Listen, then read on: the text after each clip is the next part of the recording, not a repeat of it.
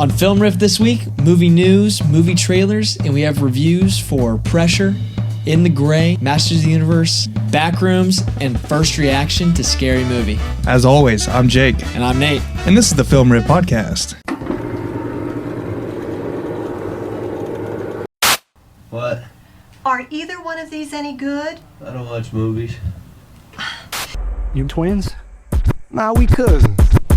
Well, I'm getting ready to watch a video. Really? What? Oh, just some scary movie. You like scary movies? Uh-huh. Well, that was a metaphor. Okay, you know, Max, sometimes I'm just riffing. Would you allow me to riff? As the leader, can I riff? Can I riff? Yes. Okay.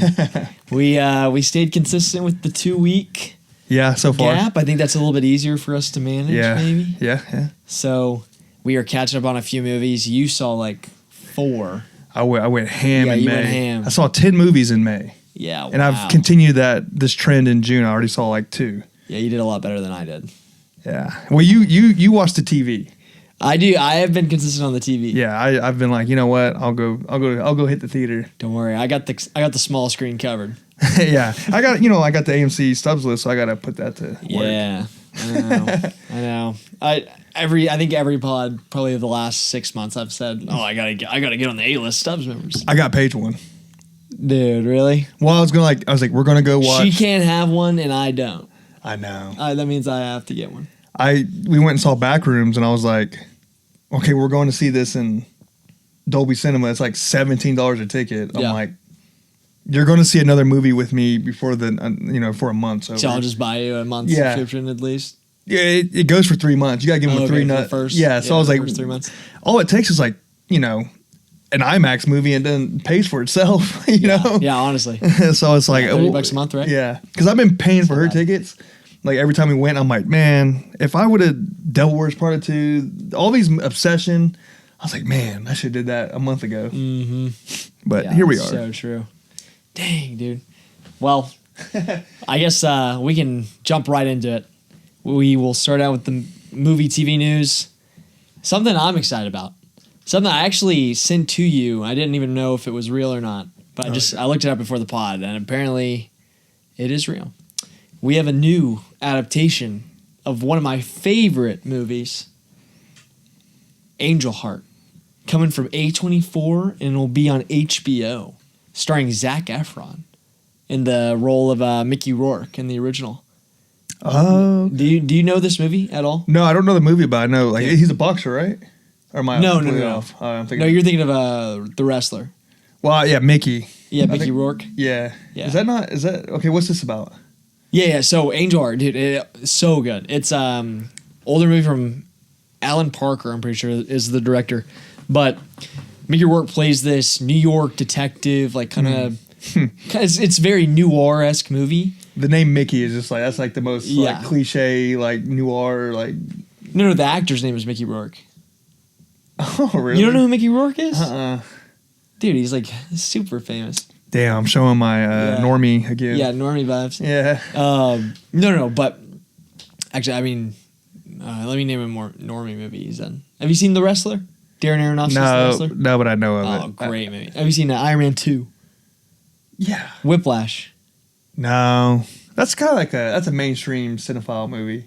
What, Iron Man 2? No, Whiplash. Oh, the movie you just named. No, he's Whiplash, the villain, in Iron Man 2. I was like... You haven't seen Whiplash? No, I know. Come on. I know. It's one of those movies like, all right, I want to see it, and I just haven't actually like... Dude, it is all time. I know. It's amazing. I know. J.K. Simmons, one of the best performances of like Trust me, the century. I know. Like, I've been wanting to see it, I forget, and then I'm like, oh, I need to watch this. And I just never get around to it. All right. Well, back to Angel Heart. So Mickey Rourke plays kind of a New York detective who gets hired by this kind of elusive figure played by Robert De Niro. And he gets sent down to New Orleans to the bayou, and he's investigating, I think it's either a murder, it's been a long time since I've seen it, but it's either a murder or a disappearance. And turns out to be some crazy supernatural stuff going on down there. Okay. And it is like, I remember my dad was like, oh, like, you gotta watch this movie. I was like, this sounds kind of goofy. Like, it sounds weird. I watched it and I was like, wow, that was amazing. I think you told me that about movie. that. I think you've mentioned this. I've mentioned it before? Yeah, I think so. Yeah. It might have been like a movie. No, but yeah, this sounds familiar. Sounds cool. It was very good. And they're remaking I think it would huh? make a very good TV show. Like, I could see like a reinterpretation of it, especially on like with the high quality, production by A24 and then HBO. I think that is like dream come true. That's I a think good Zac combo. Efron could kill that role. He kind of has that look that Mickey Rourke does a little bit. Like, if you look at Mickey Rourke in that movie and look at Zac Efron, it kind of checks out. He kind of has whatever look you want him to look like. Zac Efron? Well, because he'll change his face up. Yeah. He does look. He looks different now than when he did in Iron Claw, like because it Yes. faded off all that Yeah. shit. That's Yeah. so weird. Yeah. Yeah, he's a shapeshifter. He is a little bit, which is kind of crazy. Well, he just gets surgeries done. He just Botox and like plastic surgery. It's crazy. Apparently he doesn't. Shit. Yeah, no. Apparently he doesn't. He said he hurt his face or something like that. It's like, He bro. had like some traumatic injury to It's like, bro, come on. to his jaw or something. And when what he described it, he just like it was like a normal like injury. It's like, dude, the injury That you ain't doing described ain't gonna like like you're not gonna look like a completely different human. Yeah. But whatever, to each their own. If he's embarrassed by it, then whatever. Yeah. High School Musical. Yeah, I never got into. That was a little bit like I was at the age where I'm like, this is lame. Really? So I got right That's above fair. the age when it came out to be like, I'm not watching That was like prime time for me. Was it? I feel like that. Like my generation. Like I feel like my that little was age group. still older than your generation. No. I feel like it was like my brother's class. Every kid my age could sing every song out of that movie. I guess that makes word for sense. I guess that makes sense because, yeah, I was like a senior and you were like, I remember you being like a little kid. So Oh yeah, that could definitely hit you. Yeah. Yeah.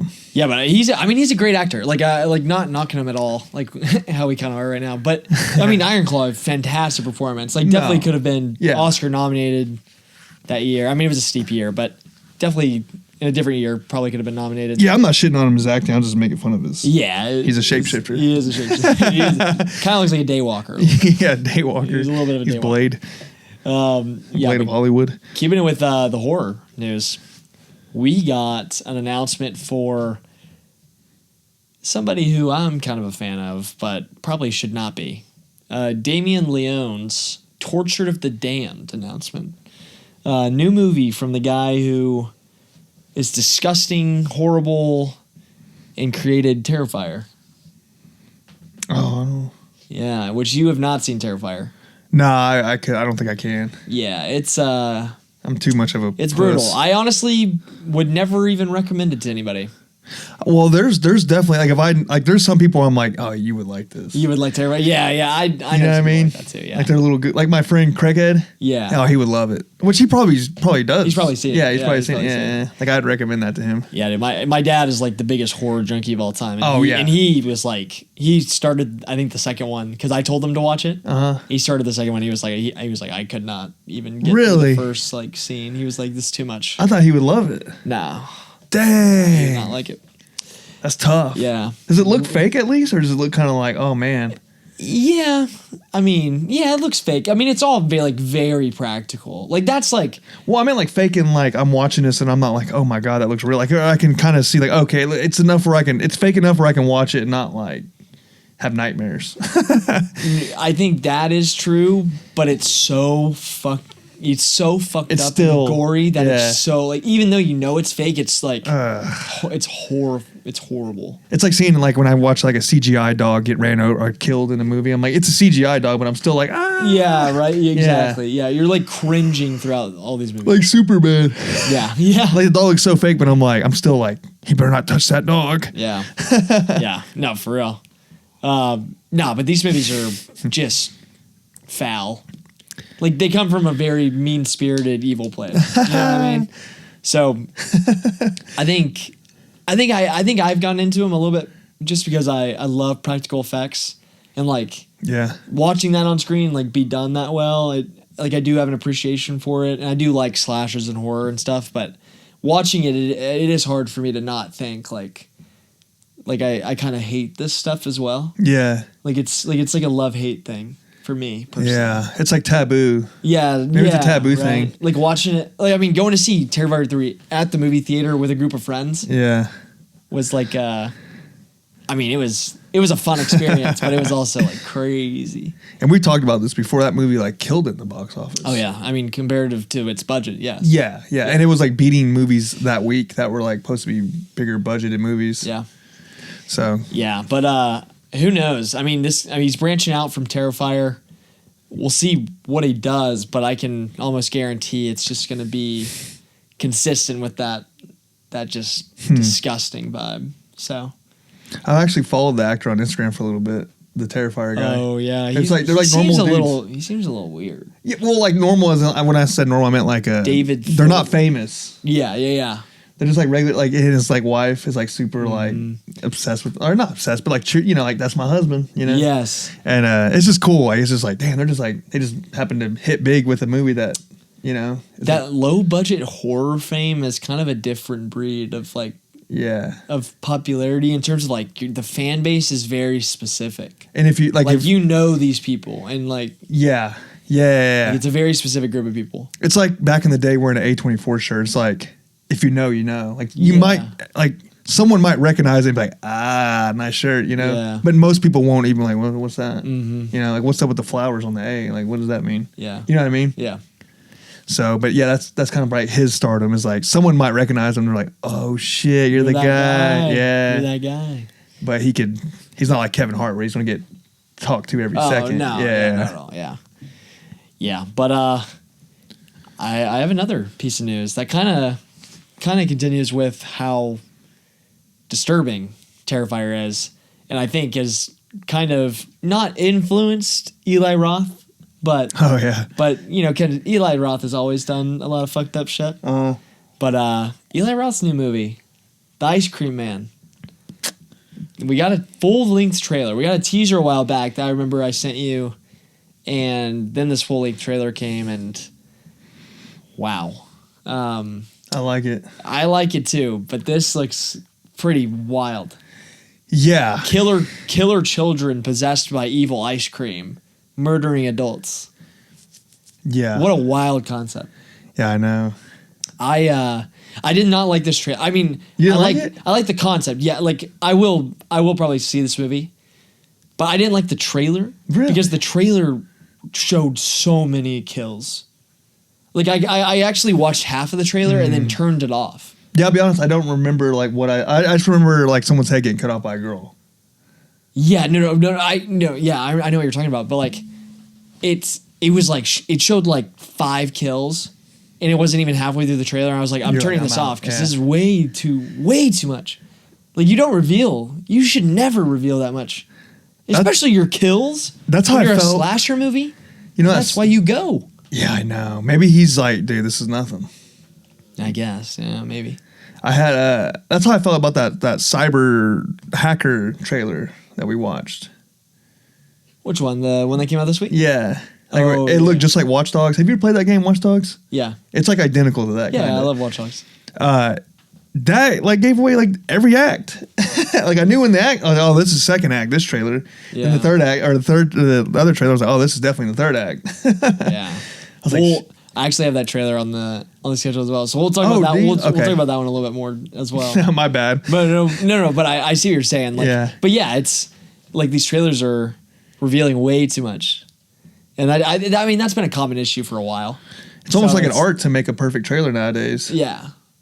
Like Christopher Nolan, like with the Odyssey trailers, those have been amazing. Just give me a teaser. That's all. Well, you say that. I feel like every trailer he's come out with, everyone's just been shitting on it.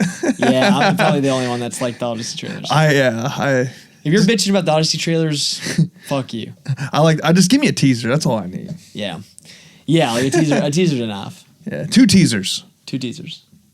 Yeah, but this movie, it looks fun. Like it looks just like a gory, well, it's Eli Roth, fucked up, yeah, fun time. So I don't know. I mean, I like Eli Roth. I'm a fan of his. I don't think all of his work is very good, and a lot of it's very lowbrow. But he is, I mean, kind of originates from and is a part of that like grindhouse type of filmmaking. So, or genre.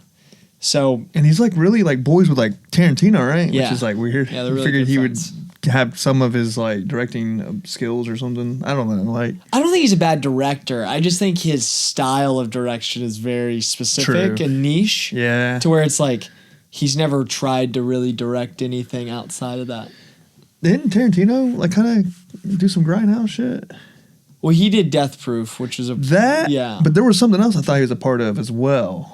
He's produced a lot of Roger Rodriguez's stuff, or That- like kind of assisted him. And Robert Rodriguez is also kind of in that With grindhouse realm. Dusk Till Dawn, right? Yeah. Also known as Sinners. Sellers, yeah. Yeah. So I mean, it kind of makes sense. Maybe that's why Tarantino likes him so much because Yeah. that reminds him of that world that he kind of dabbled in. Mm-hmm. Yeah. Yeah, I don't know. But Hostel will always be Oh, I like that. a good movie to me. It was like my first date ever as a kid. I took a girl to see it. Hostel? Yeah, That's I was like in 8th grade. insane. I was all nervous. I was doing the whole like yawning and putting Yeah. my arm And then, around her. and then you got to watch people getting tortured for Yeah. an hour and a half. It's like, hey, babe, you want to go to Eastern Europe? Yeah, my dad was like waiting in the parking lot the whole time for us. That's hilarious. Yeah. Yeah, but next trailer up, which, well, I guess we can go ahead and hit this one. How to Rob a Bank. Yeah. Trailer. So that's the movie you were just talking about. Kind of giving Watch Dogs energy, but stars Nicholas Hoult. Oh my gosh.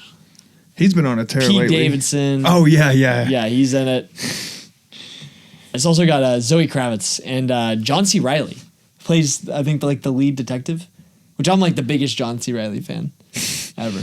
I love John C. Reilly. I do So too. much. I do too. But yeah, I think this movie looks really good. It's coming from David Leitch, who's done kind of a couple good movies. I mean, he did Deadpool back in the day. So, you know, he's got some like action skill sets that I think are really good. He also did Bullet Train. Yeah. Oh, yeah, Bullet yeah. Train. This seems like a more of a Bullet Train vibe. Yeah, I love Bullet Train. I thought it was a really good, fun movie. I wouldn't say I loved it, but I liked it. I mean, it's a solid like 7.5 out of 10 Yeah. for me, you know. I'd But be- like a perfect 7.5 out of 10. I'd be more of a 6. Really? Like it was like a Netflix. Nothing else is on during that time. Let me put it on. No, I think it's a little bit better than that. It's just the genre for me. It's Yeah. more of a specific Like the action comedy, yeah. absurdist. It was fun. It was fun. It was. I'm not hating on it. It's just like I said. Like if you're into that, you probably loved it. You know? Yeah. No, I thought this looked really cool. I mean, you're a big fan of heist too. Like we're big heist movie Yeah, fans. I like a heist. Like everybody I loves a love a heist. heist. Yeah, Everybody loves a love a good heist. heist. Yeah. But it's kind of taking that. Yes, definitely. Like you were saying, like Watch Dogs. Like they're posting everything online. They're kind of like a Robin Hood. They got doing the- it for the people. They got the hat on, like the mask. mask, but it's like over the top, goofy. Like he's wearing like a bear mask, or Yeah. like an actual bear thing. It's like that's like cyber Yeah, it is. Or Yeah, cyberpunk. Watch Dogs. It's like very cyberpunk. Watchdog. Nah, cyberpunk's more like Ready Player One. Oh yeah, no, I know what you're saying. I messed up. I meant to say Watch Dogs. Yeah. Yeah, but yeah, racing on motorcycles, Like cool guys hacking cool shit. guys Yeah. hacking shit. Yeah. No, I'm excited for this. And they're punk rock. And I mean, I think at least it'll be just a great time in the movie theater. But I think it comes out a little bit later this year, so I'll definitely be looking out for this one. like I said, if you haven't watched the trailer, if you do, kind of skim it because it's like a 3-minute trailer and it gives away quite a bit. Yeah, Too much. yeah, it does a little bit. But I think I feel like people that put out trailers are like the, distributors or whatever, they're editors that make it, whatever. I feel like they just think that because the trailer is so far before the movie and they're so like kind of short, like 3 minutes, which that's a long trailer, but I mean like short relative to like everything else that we watch, like movies wise. That people will just forget about everything that they see in the trailer. And it'll like pique their interest. It'll like spike their interest. And then they're like, oh, I'm going to go see that in 6 months when it comes out. And then I'll not remember this trailer at all. They got to really sell it, huh? Yeah. That really gets you invested. Well, nowadays. They probably got some analytics they look at, and like, we don't give a shit if it gives away the trailer. You're still going to watch it. 3 minutes has been proven. Oh, they definitely have some like That's right. Yeah. analytics that that reveal that stuff to them. 100%. Yeah. They got like little guys in the cave. Like, Oh yeah, they got AI on it. Like this demographic will go to the movies if they watch a 3-minute trailer compared to a 1-minute trailer. Yeah. Yep. Sadly. Mm-hmm. Sadly. Yeah. But it's not the only action movie trailer we got this week. New action movie from A24 starring my wife, my future wife, Adria Arjona. Gorgeous woman. Starring in this Onslaught movie as a kick-ass army operative lady taking down super soldiers. I think this looks pretty sick. I like this trailer. It's cool because it's A24 doing this. Have they ever done anything like this before? Not it was super soldiers, right? That's the vibe I got when I watched it. I don't know. I think it was like some what I say is like it's a supernatural threat that escapes the secret military base. Yeah, so it's like some super soldier experience they're working on. Yeah. Experiment. But it's basically like what I say. I say like Liam Neeson. Liam Neeson? It's like his type of movie, but like what? Not him. I didn't get that vibe at all. Yeah. I think it's the fucking beekeeper. No, it's like you completely misunderstood this trailer, bro. You're crazy if you don't think this is anything other than like an action movie. But you take him out and then are you serious? But okay, I mean, it's coming from Adam Wingard, who did You're Next, which was a great movie, indie horror action horror, and they did The Guest, which is an incredible film. I love that movie. Yeah, I took this as like someone's just a badass and they're just fucking people up, which is like. I mean, like a beekeeper. But this has more of a like. I mean, yes, it's action, but this has more of like an A24 spin on it. That's what I'm saying. Not just A24, but like, it looks more creative than like the fucking beekeeper. I don't know what you mean by you watch that trailer and you see the beekeeper. I don't know how you watch that and think that.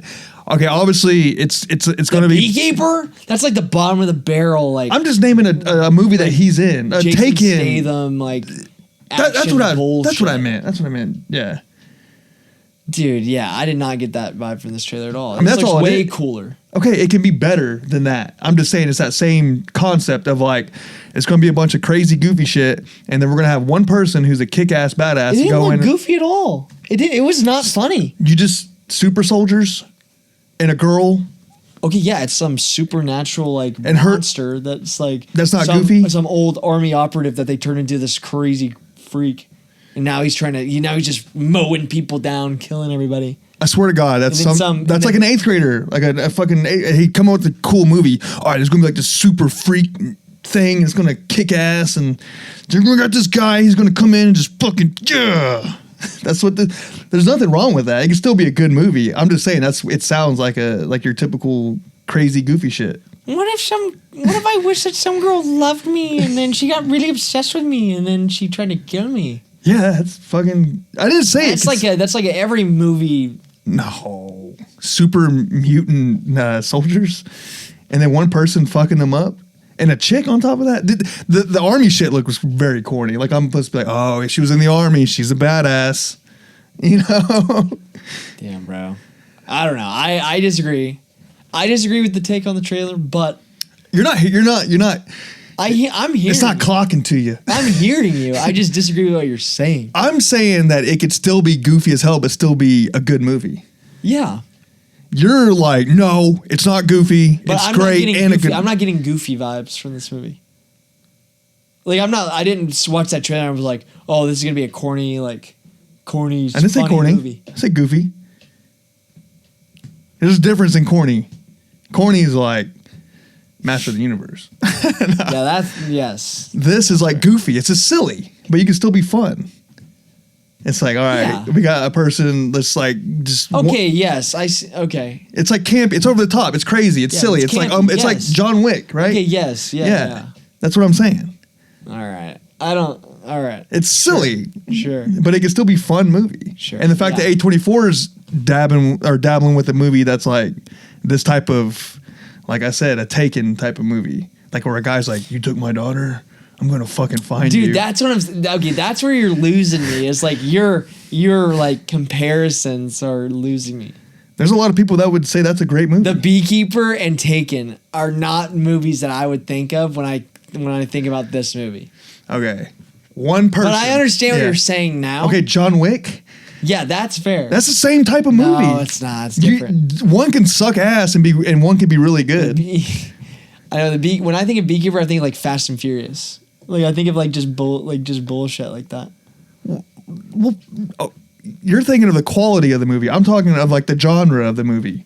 There's one guy. Also completely different genre. It's a person who's a kick-ass badass, and then they got to kick ass. And they're just gonna like take out the mutants and put mob guys in there. It doesn't matter. All right.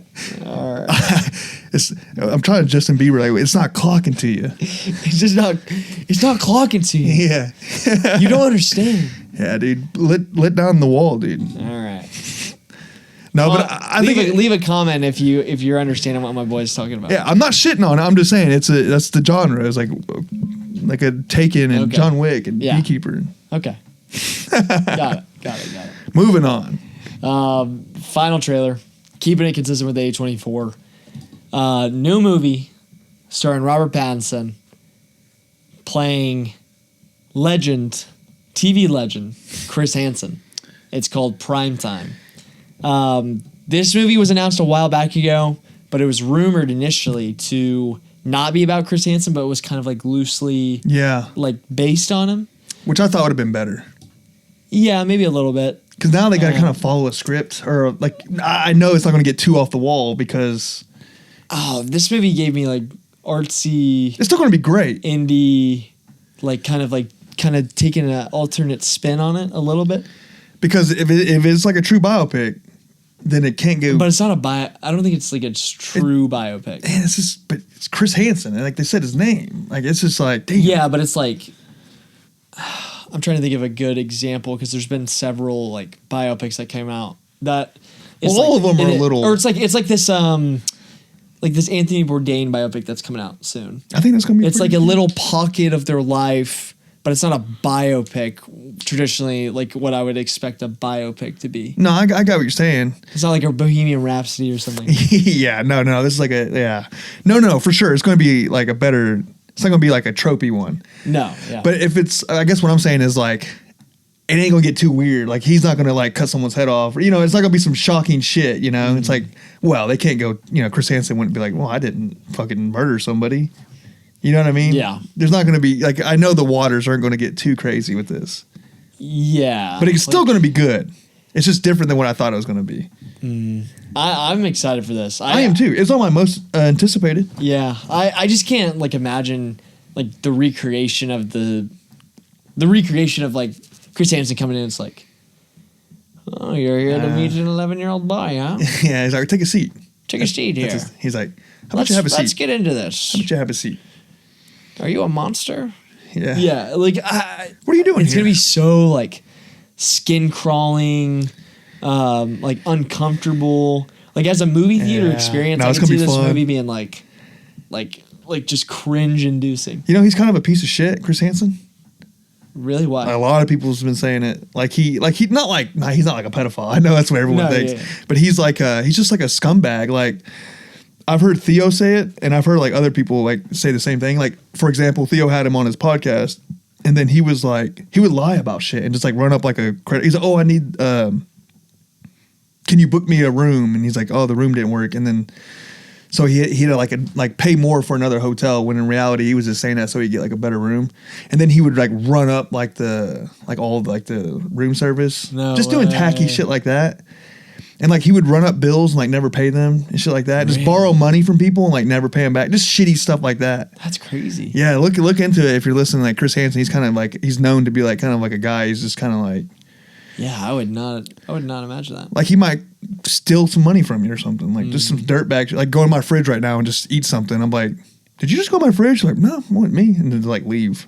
Okay. He's rude. Yeah. Yeah. Not a good guest. I could see that. Yeah. I can see it. I just feel like a lot of those like kind of like not this is the bad way to put it, but like low level, not low level, but like the TV show people that are like not super famous. You know? Just like kind of like they were just on TV. Yeah. But also like 20 something years ago. Yeah. And it's like they're like kind of holding on to that spotlight a little bit. Yeah. But not really like in it. They probably like Chris Hansen probably. Oh, residuals is insane. Probably. Yeah, but who's watching? They're not showing reruns of To Catch a Predator. That's true. But wasn't that on like Dateline NBC or? I think it made Dateline. I mean, it was like it was like a big deal, like for a long time. It was like the biggest. I think it was a part of one of the big, like news things, not news things, but segments, news shows. Yeah, like Dateline or. I want to say I've heard like it started Dateline. 2020. It was Dateline. 60 minutes. Yeah, something like 60 minutes. Yeah, something like that. No, yeah. It was like a segment, I think. Yeah. Yeah, Robert Pattinson doing another accent, kind of nailing the Chris Hansen accent. He's just he's a master of voices, I feel like. Yeah, he deserves an Oscar. Eventually. Oh, he'll definitely get an Oscar eventually. I mean, I hope. Yeah. I mean... Oh, this movie's going to be completely unrecognized. No, I know. But like, man, he's like one of those guys that's like, dude, he's better than everybody every year, I think. Like Mickey 17, I thought he deserved. Yeah. Yeah, that movie just didn't have enough juice. No, for sure. Also released at the worst time. Yeah. Yeah, I mean, I don't know. I'm really looking forward to this movie. I think it'll be good. I just hope it has like something. I hope it has something to say. You know, I hope it's not just kind of like just a recreation of like different To Catch a Predator episodes. Like that's like if I wanted to watch that, I could just go watch the show. You know. Or watch Dads Against Predators. Yeah, Dads Against Predators. Yeah, just like something on YouTube. I think it's gonna be like I think it's gonna follow him in his life. He's probably got some crazy shit we don't know about, you know. Yeah, he's probably got some all kind of interesting stories, and then like maybe dealing with like Dateline. They're like, hey, you better catch 7 guys this week, you know. And I bet there's some story. There's got to be something interesting. You gotta make content. Yeah, content. Dude, he's like he's the OG pedo just catcher. Framing people. Oh yeah, dude. Well, a lot of them are kind of retarded, like Down syndrome, like legit. Or yeah, just like have like mental. They're easy to like trick. Yeah, you get like a guy who comes in like oh, and they're like, I'm like, man, come on, man, give that guy. A break. Yeah, you know like, what I mean? Like or people that have. I mean, not that we're ever.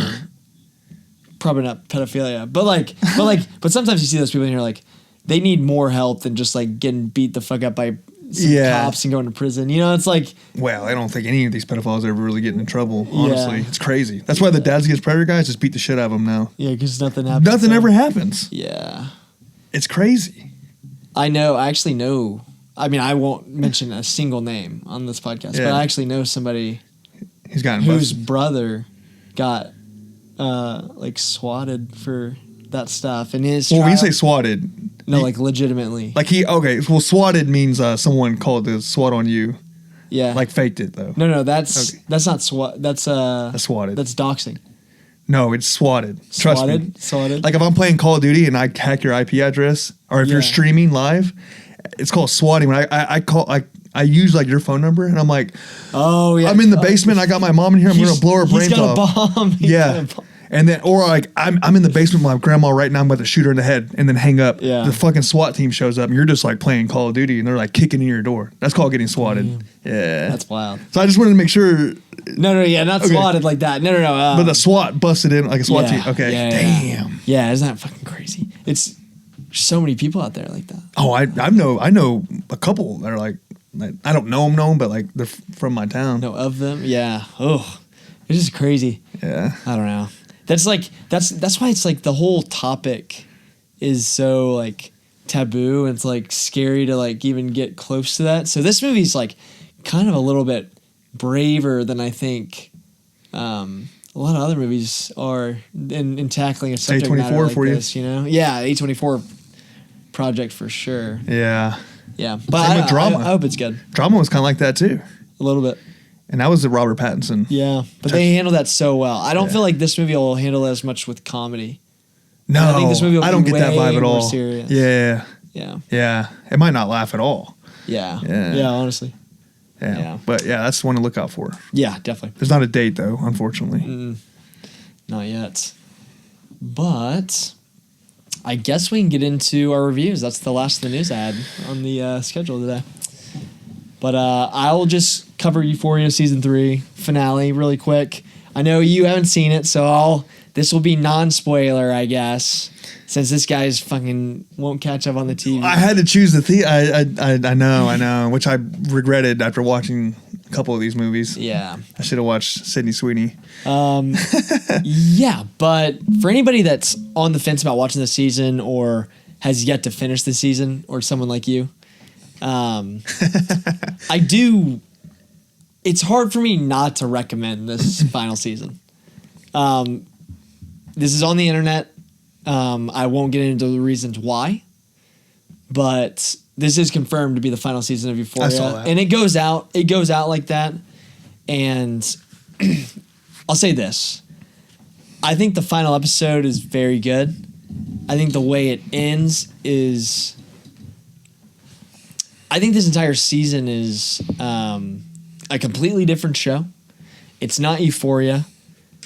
But goddamn, can Sam Levinson make a really great looking, just entertaining ass show, dude? Like, looks like cinema. He is... On some of the shots. I think a lot of what he serves up is slop in terms of like the content of it. But you cannot deny he is not extremely talented. You know what I mean? Mm-hmm. I think that's kind of That's fair. Kind of where, a lot of people had problems with The Idol. I think this season approaches a little bit more of that type of kind of lowbrow substance because, Euphoria is not super highbrow like the first two seasons of anything, but it has a lot to say about like drug addiction and, how it affects your friends or family. I wouldn't call those highbrow.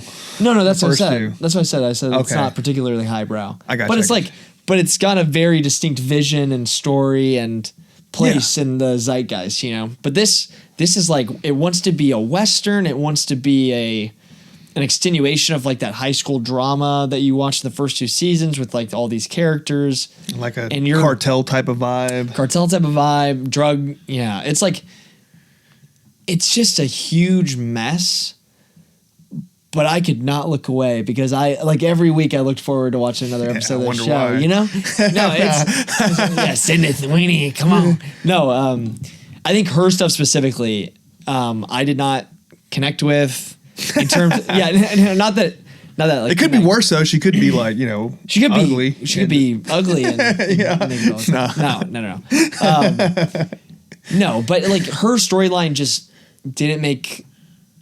It just, I felt like it didn't need to be there. The commentary of it wasn't worthwhile enough for me to invest as much time as I did into like her storyline, and the nudity and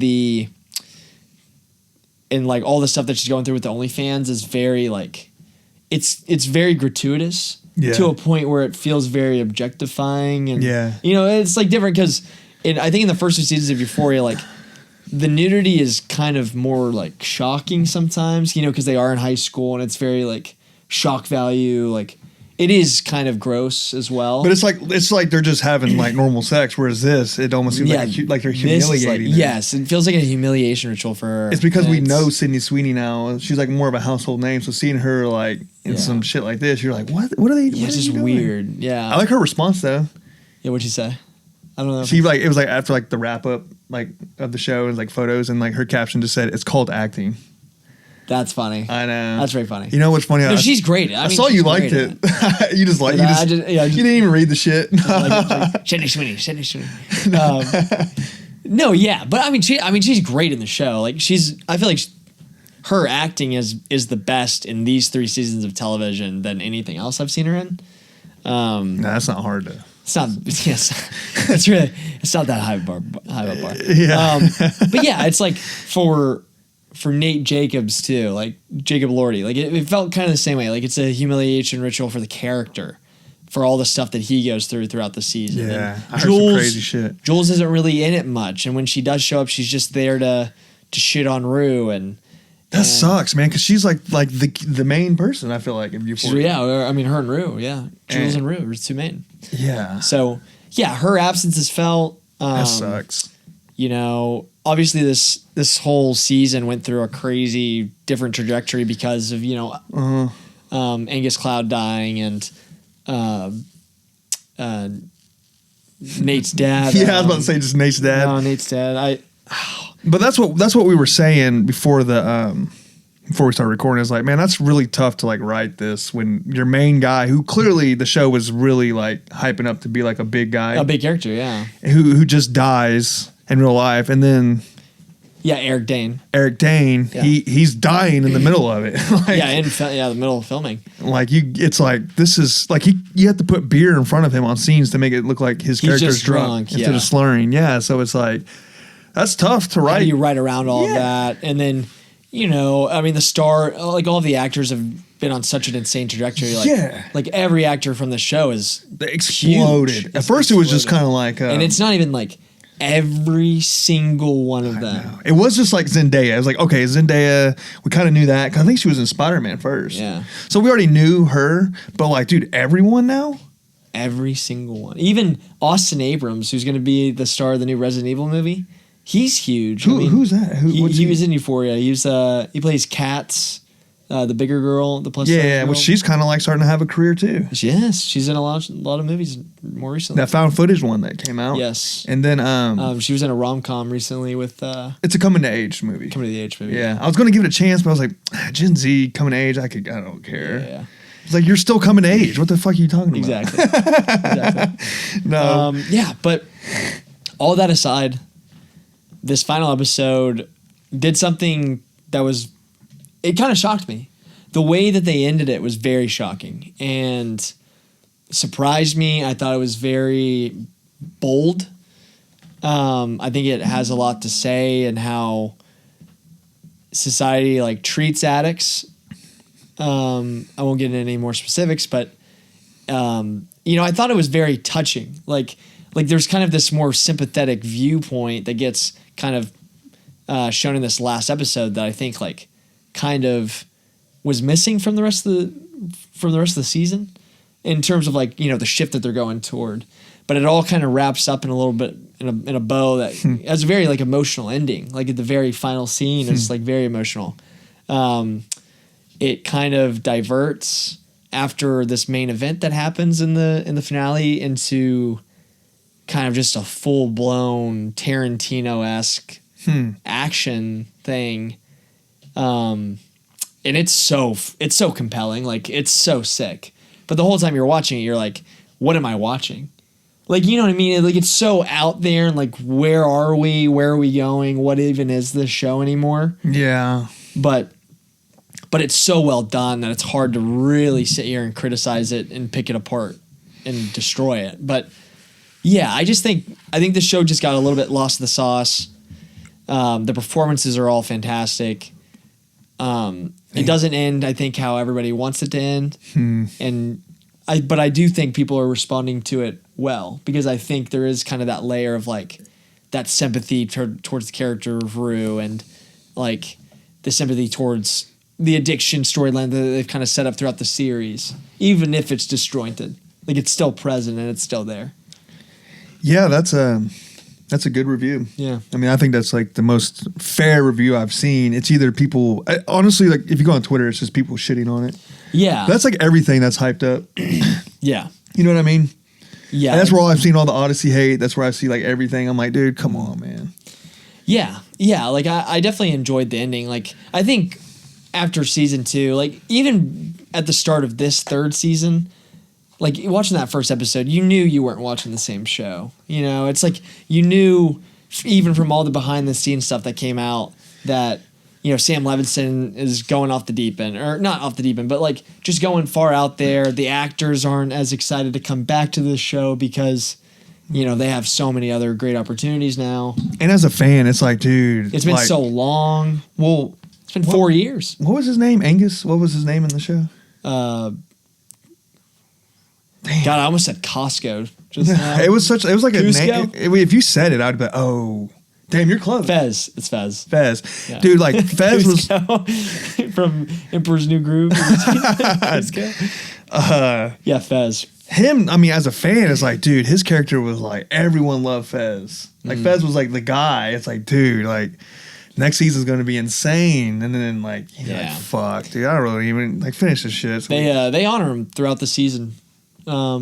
He's mentioned a lot. I heard him, I've only made it like, I think 2 episodes. Yeah. And I heard him mention once. Yeah. But the ending kind of hit home. Okay. They do something for him, too, in the final episode. And I figured they would. It's pretty nice. That's pretty good. Cool. Yeah, I kind of got a little like. It was Started crying. It's kind of no, I didn't cry. But it's like my girlfriend, my mom cried. Oh, really? I watched it with my girlfriend. My mom watched it separately. But like I was like. That's tough watch with if you're watching with your mom with all the sweet stuff. Yeah. I definitely did not watch that show with my mom. I didn't know she watched it.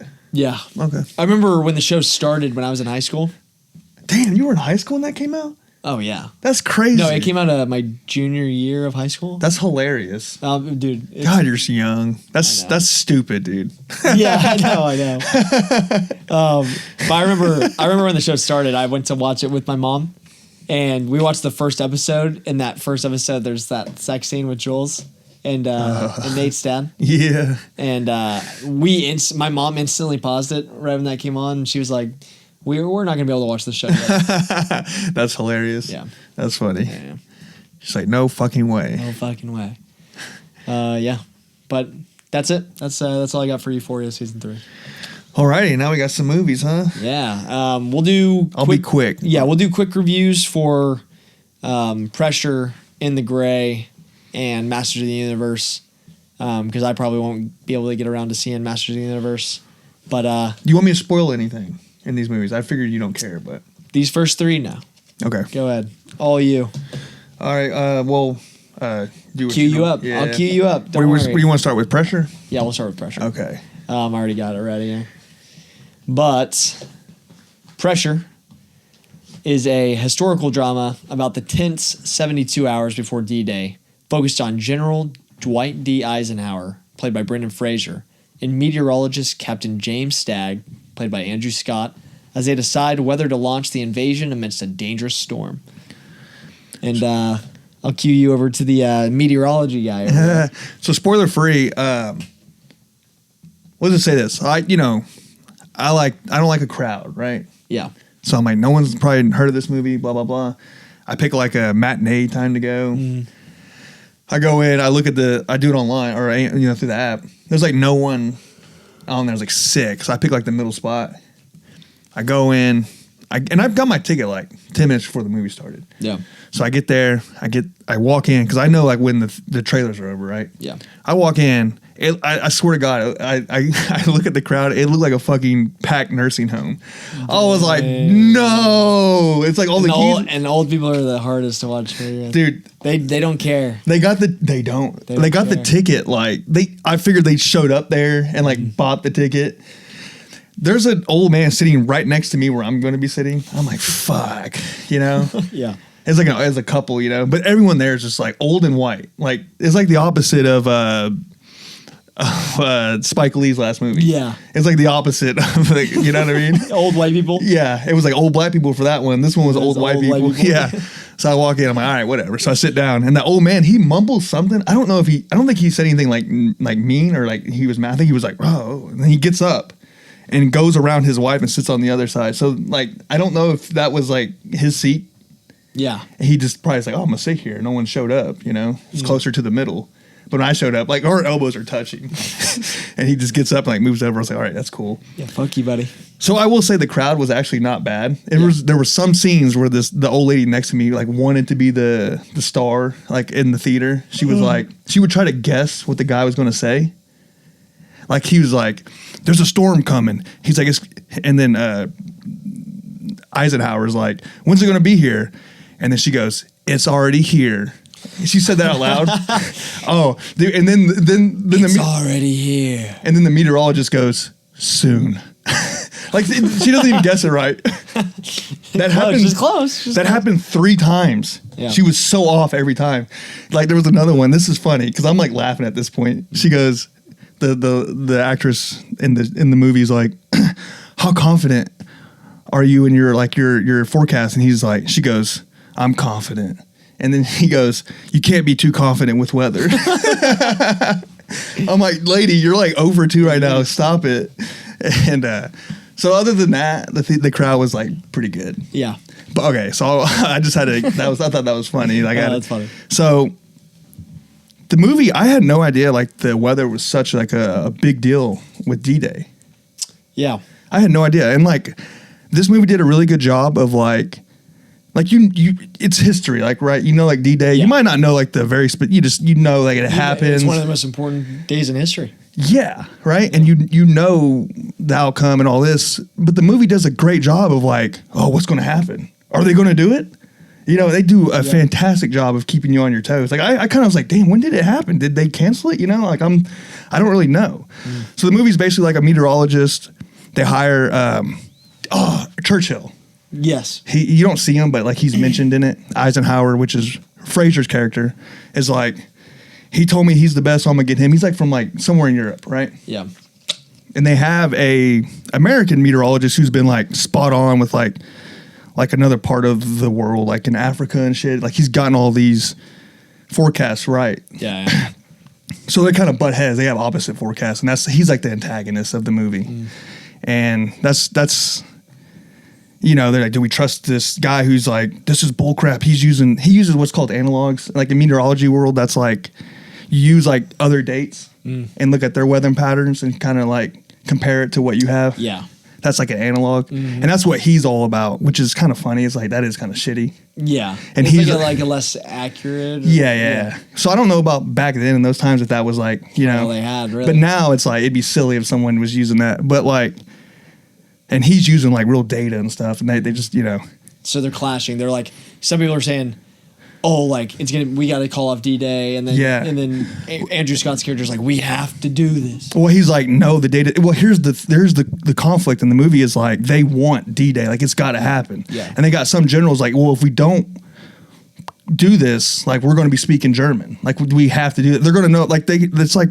It's kind of like Oppenheimer, like when you see like all the like, oh, I didn't realize like there was so much behind the scenes. Yeah, and like the pressure of it being like, dude, if I call this off and I'm wrong, I'm fucked, you know? Yeah. And then like also it's like they don't want information getting out. That's why they had to do it like in this time that they picked, because it's going to get leaked out. Yeah. And the media is like, you know, reporting on it like, dude, we got to like, are you positive this is like we can't, you know, like this is going to be bad. So they did a great job with that. The acting, I would say Brendan Fraser kind of sucked. I've heard that. It was bad. I've heard that. It was bad. Think of sucks. This movie. Yeah, like I mean, I don't know if it's the writing kind of sucked for his character. Yeah. But like he wanted to be like this hardened like army guy. Like I don't give a damn. You know. I don't buy him as that either. No. Because it's like Brendan Fraser's kind of always been like kind of the goofy guy. Yeah. And then it's like The Whale, he like broke out and like did a great performance, but like I've heard a lot of people criticizing this because he just doesn't fit the persona. It's corny. It comes off corny. Yeah. It's like a guy who doesn't know anything. Like he didn't like. It's just not real. Like it just didn't. It felt like he was acting. You know. And he's like, in some of the words, he's like, I don't care about the goobity gop that you wrote down. He's like, is it gonna rain or not? You know? Yeah. I don't give a damn. Like trying to be scary military guy. It's just like, all right. It's like, all right, bro. But there is some scenes in there where you're just like, whoa, that was I didn't see that coming. Like that was actually cool. You know? So yeah, overall, but it's like pretty intense, like good war movie. Think of like a Tom Hanks, like feel good type of like white people movie. You know what I mean? It's like a light version of that. Like it's not like it's not as epic as like a blockbuster, you know, back in the day, Tom Hanks, you know, stuck in an airport type of movie. Yeah. But it's like going for that. That's the type of genre. Like it's like it's a good old white person movie. Yeah. But I would recommend it. It was cool, like if you're interested in like D-Day and stuff. Okay. Yeah. Fun fact. fact. Like a good like historian, like if you're like a big history nerd or whatever. Yeah. It's a good movie for that. Yeah. It's a feel good movie. Do you know what D-Day? You know what the D stands for? No. No one really does. There's rumors that it stands for Dwight because Eisenhower. Dwight Day. Yeah. But apparently it's just day. Oh. Day. Day. Yeah, I'm serious. Yeah. Really? Yeah. And then here I'll end on for this part. Like the quote at the end of the movie, it's not a spoiler. It's like, at the end of the credits, or it has like a quote. It's like, it says JFK asked him, he's like, what was the advantage that our allies had? Like, what was the edge we had that made you feel confident? And then Eisenhower responded and said, we had better meteorologists than the Germans. Oh, that's sick. I know. I thought that was dope. Dang, and that's an actual quote. Yeah. That's cool. Yeah. I was like, that's sick. That's pretty dope. I didn't realize like how much weather was involved. Was like actually, Yeah. So I'll just do a quick spoiler because I know we're. Oh, yeah. Okay. Yeah. Just a quick. Rate it. Yeah, rate it. Oh, you're right. I give it a 7 because I'd recommend it. Wow. I had fun. I enjoyed it the whole time. Yeah. It's not like the greatest movie in the world, but like it was fun. It didn't try to be anything like, it wasn't going for like an Oppenheimer epic. Yeah, of course. It knew its role, the corny kind of tropey, feel good type of movie. It did well in that. So spoiler section real quick, just a quick one. He's dealing, the meteorologist is dealing with all this stuff, right? Yeah. And then he's got this pressure from like this hardcore like military guy. He's like, we gotta go. I don't care if it's raining or not. So he sees that there's going to be waves. Like there's a specific height on the waves that they just can't do it. Yeah. And it hit that like 10 feet waves or something like that, right? It's like we'll die. And visibility is going to be low. We can't see. So he gets a phone call like in the middle of like his final decision, and he answers it. And he has a wife who's pregnant. So he gets a phone call. Guy? Yeah. He gets a phone call and he's like, oh, is the baby here and all this? And they're like, the hospital she's at's been bombed and we haven't been able to find her body. Whoa. Yeah. So did she die? Well, in that scene, like everything kind of like the tension and all that, and you really kind of feel like, oh, because they're like waiting for him to like, okay. But now is like his wife's body. Yeah, and this is like right before he gets like, so he puts the phone, he exit the call and then he comes back and they're like, so what's the movie? He's like, the what? He's just got disoriented. Yeah, and they're like, and he's got to make this decision like right now. They're like, are you confident in this? He's like, in the what? He's just like, yeah. I'm like, what was the phone call? He's like, nothing, we're good. He's just trying to be like a, yeah, like a leader, I guess, kind of like, all right, this is, I still got the mission. He's like, no matter what, like, this is still important. But he's still like, he's baffled by the way he just heard. So he's just like, it's just kind of a good like moment in the movie. You're like, oh shit, That's cool. So he's dealing with that, and then they cancel it. They canceled the because he has this big moment where he finally speaks up for himself. He's like, you know what? It doesn't matter what I'm going to say because you're just going to listen to him. He's like, you guys want to go to war? He's like, so who gives a shit, And then like he gives like his speech on like he's like, this is the data. This is why his shit's wrong. He's been predicting stuff and like the climate's just so different. You can't compare it to the Europe, the ocean, and all this. And he gives all of his stuff and it kind of like persuades everyone. And they're like, so you can't do it? And they're like, no. So they cancel it. So a day before, and it starts raining, right? And everyone's like, oh, damn, you nailed that. You're right. Yeah. And then that night, the next day, data starts rolling in. And they're like, there's like a break in the system. Oh, so there's like a specific time where they're going to be able to like storm the beach. And he kind of sets the precedence, like in the first act, like he walks in and everyone's kind of, they got like a piano. They're just like goofing around. He like makes it like, we're not bullshitting around. Like you guys need to get to work, call in this weather place in Europe and see what their data is. He's just, he's a no bullshit guy. So he's got these guys working nonstop getting data. So he's like, oh shit, this new information. So it's like at midnight, he calls, in like Eisenhower. He's like, there's a break in the pressure or in the system. He's like, you can go in there. And he's like, it's raining outside. What are you talking about? And he's like, trust me, God damn it, And he's like, you have a short window to complete this mission. And it's now or never. He's like, do you give the okay? And then there's like another dilemma. It's like, fuck, if I say yeah and they just get obliterated by this storm, like, fuck, Yeah. So they end up doing it. And, obviously.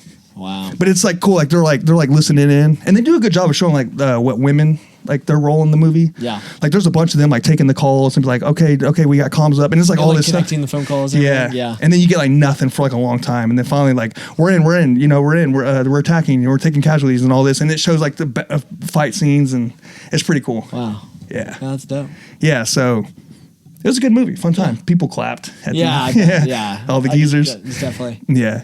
I remember being there and watching that on the TV. Yeah. Oh, there were some scenes where that lady was like, they would like say, it'd be like, June 1st. And she'd look over at her husband. It said June 1st. Like, just letting him know, like out loud, you know. 1940. Yeah. And then he said, what? June 1st. It's June 1st. That's hilarious. Yeah. Damn. Okay, so definitely recommend. I'll recommend definitely have to catch that one. It's worth a watch.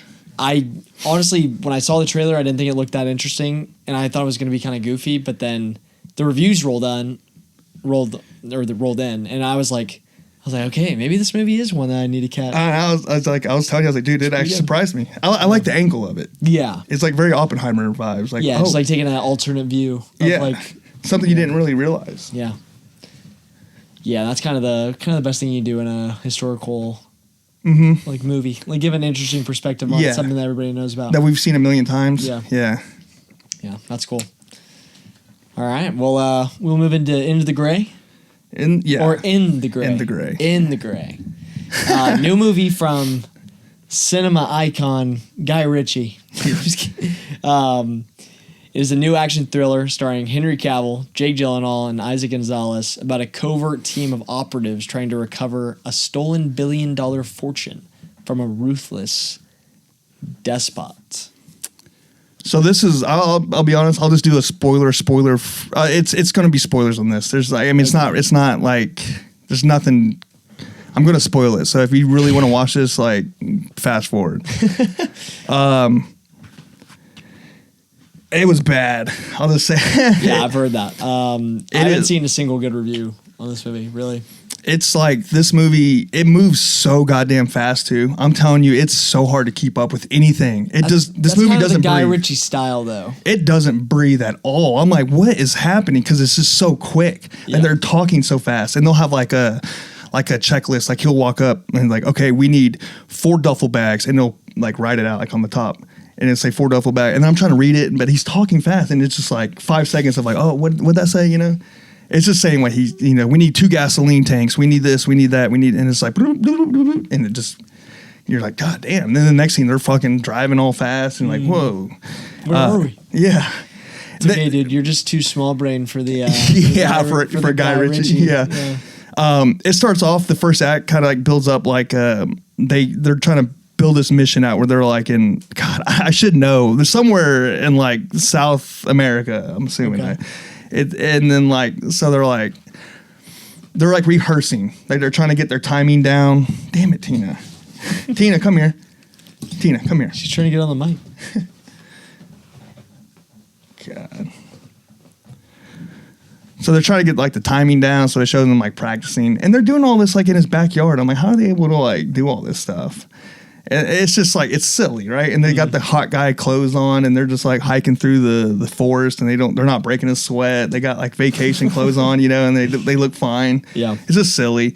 But I went in the mindset knowing this movie is going to be like that. I'm like, okay, well, the action will make up for it.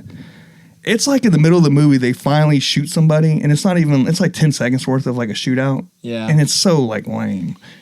And there's no chemistry with the actors. Yeah. I know, dude. That's like, for a Guy Ritchie movie, that I feel like that's so important because the cast is what makes it. Like I mean, he's famous for obviously Snatch and Long Stock, 2 Smoking Barrels, and like The Gentleman. And other movies like that. And it's like the cast chemistry is what makes those movies, and like the kind of the eclectic energy, everybody kind of working off each other. But when you don't have the juice like from the actors, it's like you can't really have as good of that eclectic style where it's like fast paced and all over the place. It's like there's nothing holding it together.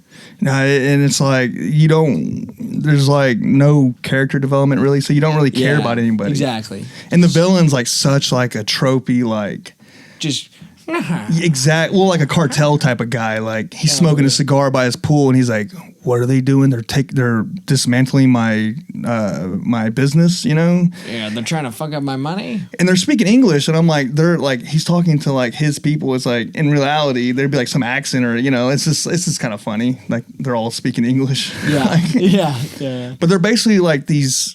The lady, whatever her name is, the actress, Isaac Gonzalez. Yeah, she's like the brain in charge of the operation. Yeah, and she got these guys, and they're kind of like stealing his money, and they got like blackmail on him, so he's got to play ball, you know. Mm-hmm. And long story short, they end up kidnapping her like at the end. So like now they gotta like get her back, and it goes back to the first act where they planned that mission out. That's how they're gonna get her back, is from everything they planned. So they go and they break into like his place, and that's where all the shootouts and stuff happen. But it's not even that good, dude. And they throw in like a random helicopter gets shot down. It's just like this. It's just so dumb. It's like, let's throw this in there to make it cool, and it's just not. You know. Yeah, it just was not. Yeah. No, the payoff was not worth the build up at all. Just didn't work. That sucks. Yeah, I mean, Guy Ritchie's just been pumping out movies. I mean, we've talked about him on the pod before, but he's just pumping out movies left and right, and they just are not hitting. Dude, there's like I watched that Fountain of Youth movie he did earlier. Actually, probably late last year. And yeah, I mean, John Krasinski, Natalie Portman were in it. It's like the movie really didn't have a lot of juice. No. It's like I don't know why he's lost it. Yeah, and I heard they're supposed to do some reshoots, and they didn't have the time or budget, so there's like keep it in, I guess. So that's not a good sign. That sucks. I know, it's like it sucks, dude. I love Henry Cavill and Jake Gyllenhaal. Like they're two. Well, Jake Gyllenhaal is a fantastic actor. Yeah. It's like, why are you doing stuff like this, dude? It's like he's doing Roadhouse remake and this movie, and it's like what are you doing with your career, bro? Like.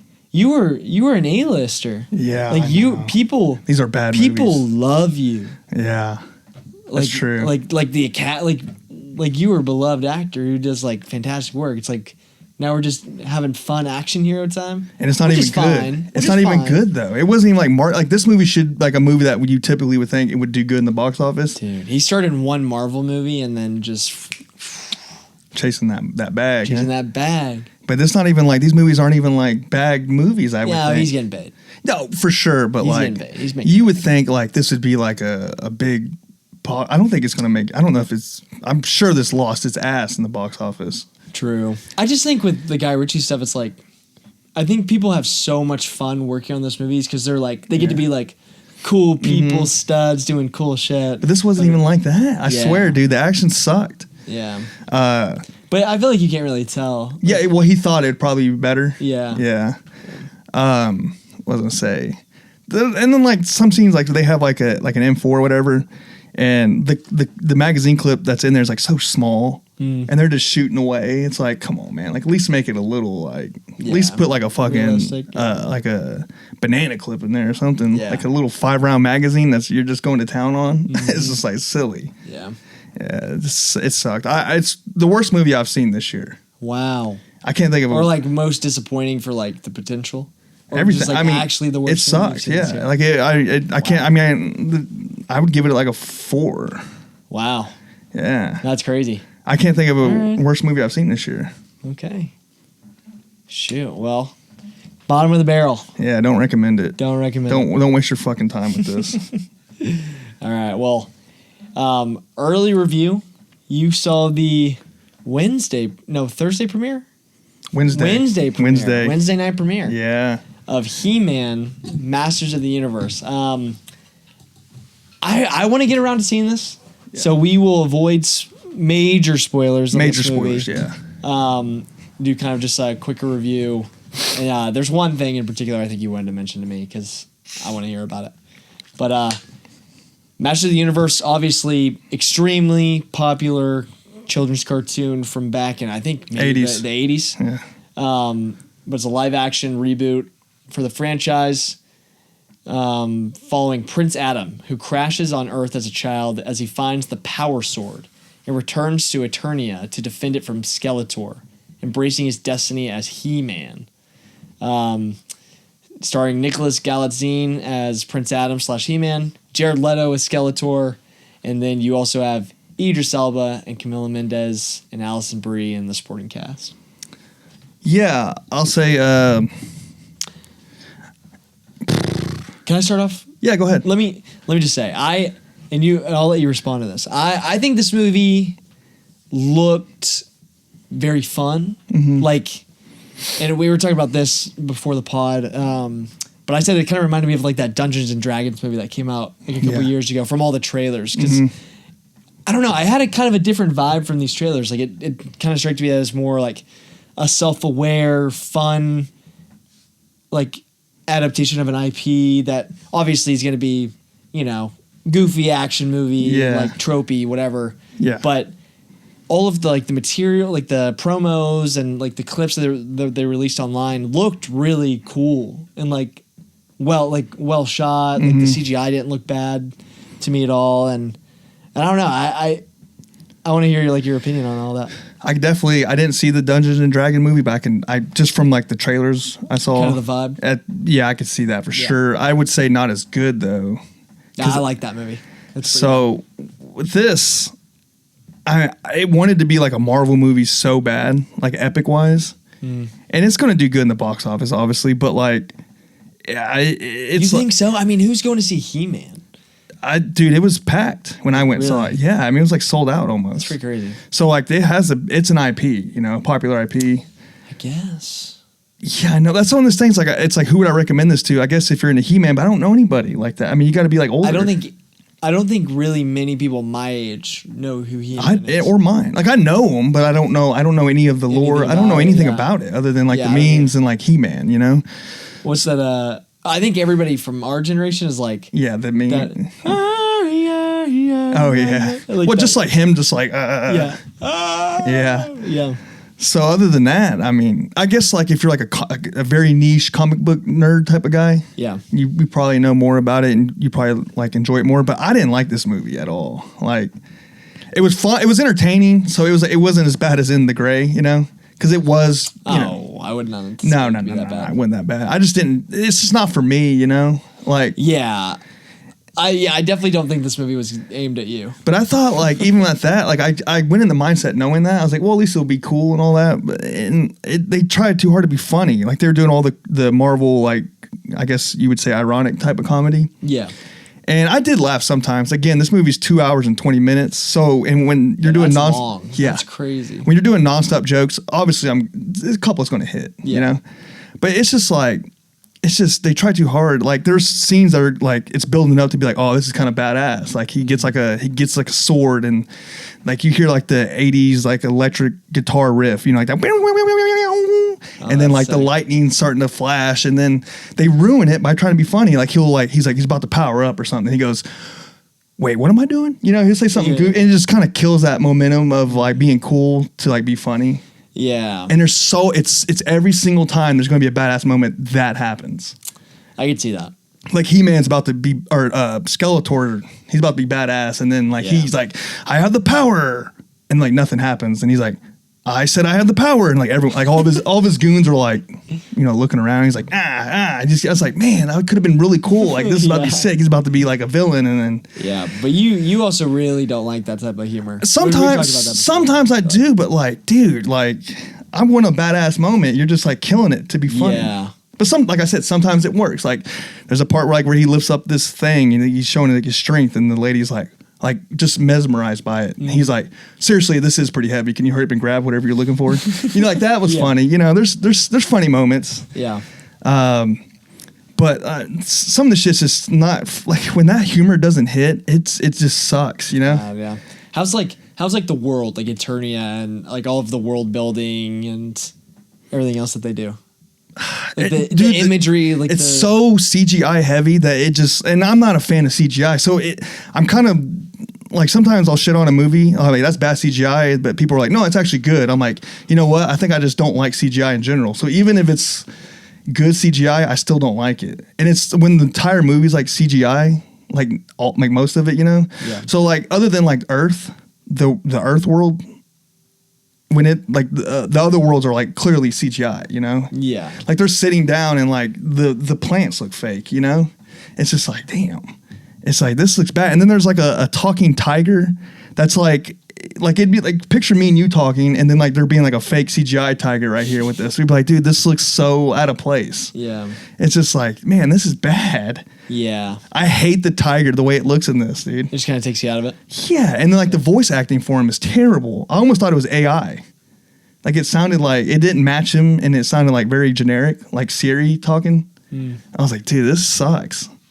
But let me give you like one goofy scene that I thought was like, just like, people would laugh, and I'm like, this is like bottom of the barrel. Like, it's like in the first act, he finds like a sword, right? And he's like, this is my sword. And it's like in a comic book place, you know, like a nerd has it. Yeah. And he's like, he goes up to the statue's holding it. And he's like, I need this. And he goes and grabs it. And the lady working's like, what are you doing? He's like, don't worry, I know what I'm doing. And the statue falls on him.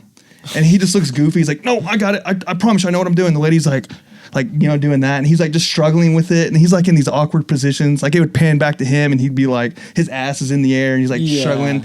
And then they'd pan back to her and she'd be like, and then they go back to him. Now he's like in this other awkward position, like just trying to get the sword. She's like, yeah. And it's like, and it just keeps flashing to him being like upside down with like his ass in the air and just, you know, like on his knee. It's just like, this is stupid, you know? But like, you know, I hate to shit on this movie too hard. Hit me with some positives. There were some funny moments. I know, but like the action good. It just looks so fake and there's zero blood. So like there's a like but it's He-Man, bro. You don't expect blood. I know. I'm just saying, but that it takes like the CGI is like the bullets coming out of the gun is like clearly fake and it's like just hitting people and there's nothing. It just looks like lasers. I don't know, dude. It just looks silly. I feel like I gotta go see this one. That's what I said. I think I'd probably enjoy this movie. Like it's not for me, clearly, you know, and the audience liked it, and so it's like it just wasn't for me. I guess it just looked bad, like the effects. I don't know. Yeah. Like there's a part where there's like a sword inside of him, and it's CGI, and it looks fake inside of him. Like it looks like it's kind of like just hovering a little. Yeah.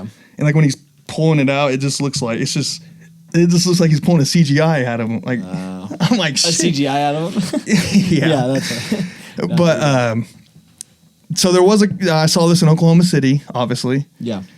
And there's a part where, you know, the prologue, right? It ends, and then it shows him like in the he goes to like this like I don't know what you call it, like a wormhole of like the universe. You know, he's flying through that, and then he falls like into like a like he makes it to Earth and he falls into like a lake, and then he goes, and that's how I ended up in Oklahoma.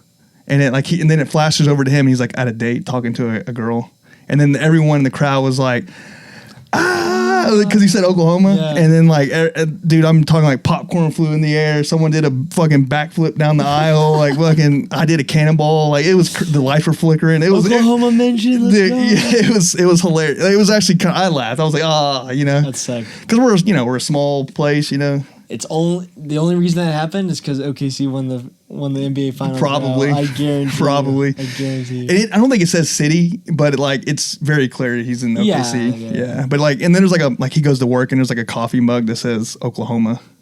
Oh, really? On it, or you know, it's just like very Oklahoma. Like that's funny. Yeah, and they try to shit on the woke people a lot, like the workforce. They're doing jokes about them the whole time. Like his boss is like trying to be like, okay, I'm not trying to be offensive, and, you know, but you need to like, you know, and just like talking like that. So they're trying to make fun of that. And I'm like, damn, is everyone just kind of like jumping on this train of like shitting on the woke culture now? Yeah. It's like you motherfuckers were the ones pumping this shit out. Yeah. And now that it's not cool anymore and it's starting to, the tides are turning, you're all like trying to jump on this train. It's like, man, fuck off. You know what I mean? Hollywood. Fuck yeah. It's like you were the ones, like you guys are just like trend hoppers, you know? Yeah.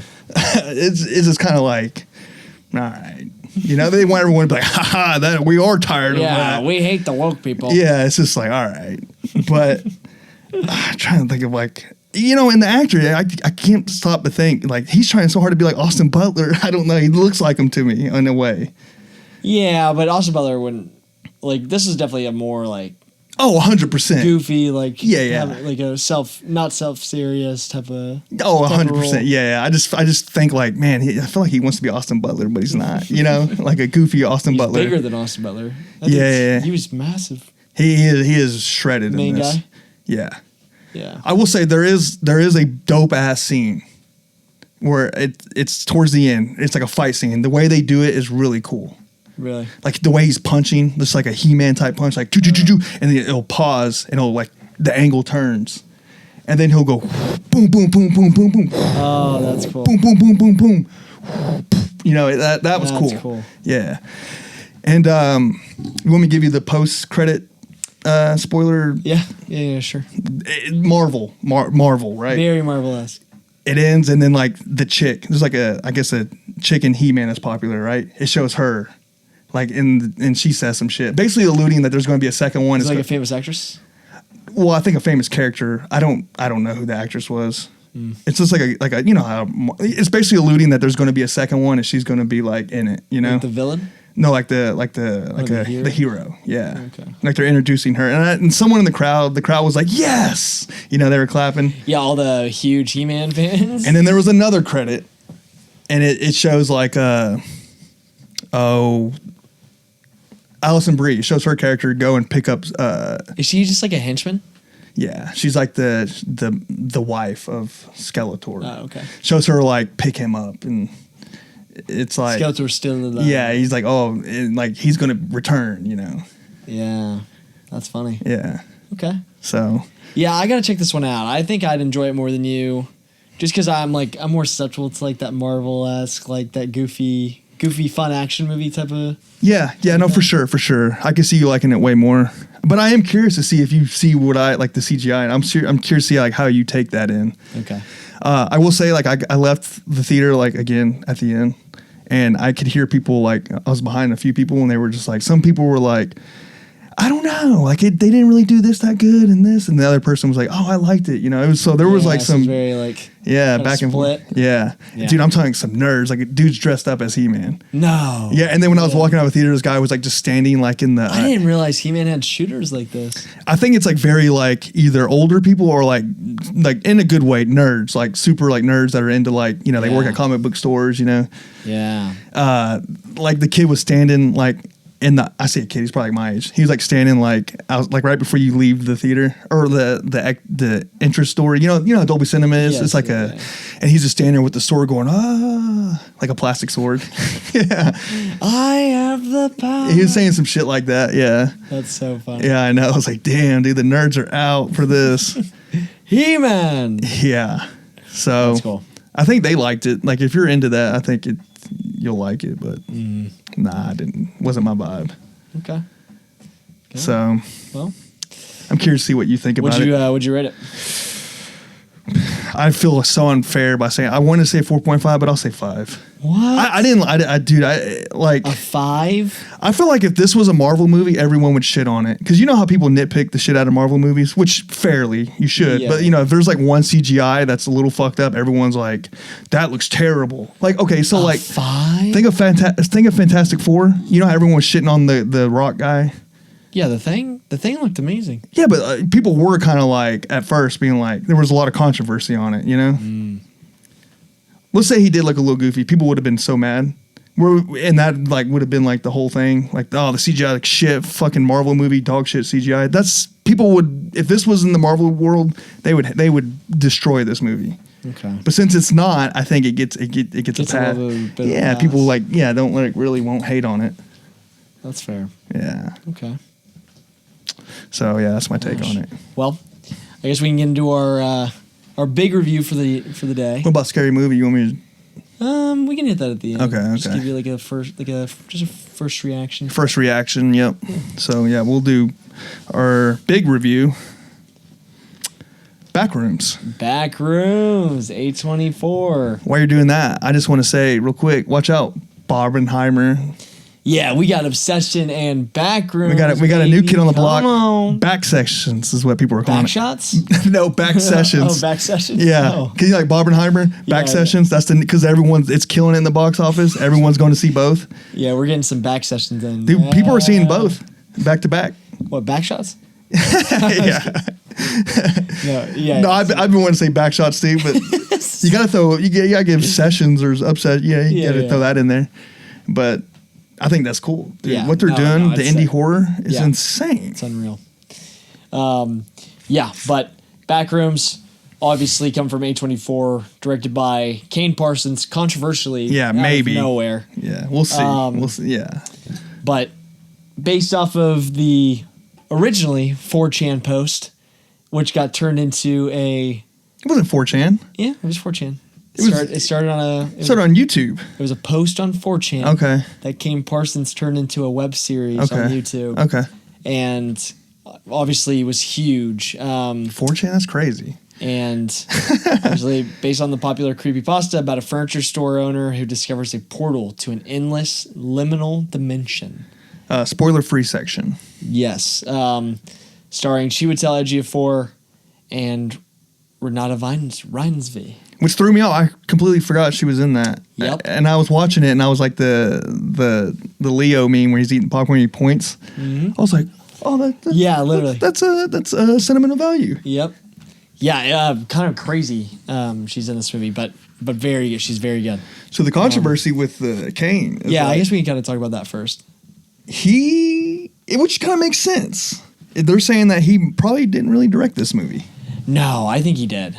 I think he definitely I think did. he had a shadow director for sure. No. There's no way you give like a $20 million budget or 10. Well, okay. I mean, if you look at the producers, I mean, it was James Wan, Osgood Perkins. Like, there's like 7. Yeah, but they're mentoring him, and he's already done really good work with like those YouTube videos, or like especially the found footage is like very well shot. I know, but a 20-year-old coming in and directing that's crazy. I'm not going to to sit here and say he didn't direct it or even like I don't want to feel that because I'm saying a shadow director, like someone there being like like by him, like more than a mentor. Yeah, I don't know. I mean, I'm not going to sit here and say that because I'll say if you don't, you end up with Shelby Oaks. I feel like that's a guy who didn't go to film school and doesn't have really experience. Yeah, but this guy has experience. No, he doesn't. I'm not gonna sit here and say he had a ghost director. Okay, what I'm saying is, you said that he had experience. He's done everything from like those YouTube videos. That's not directing. That's not directing. That's did the Philippo brothers have experience? No, and they made a fantastic movie. No. Okay, but listen, they made plenty of shit. They made like real like kind of like videos. Yeah, kind of like the Sessions. Harry Barker. Yes. So did Kane Parsons. No, and they went to film school.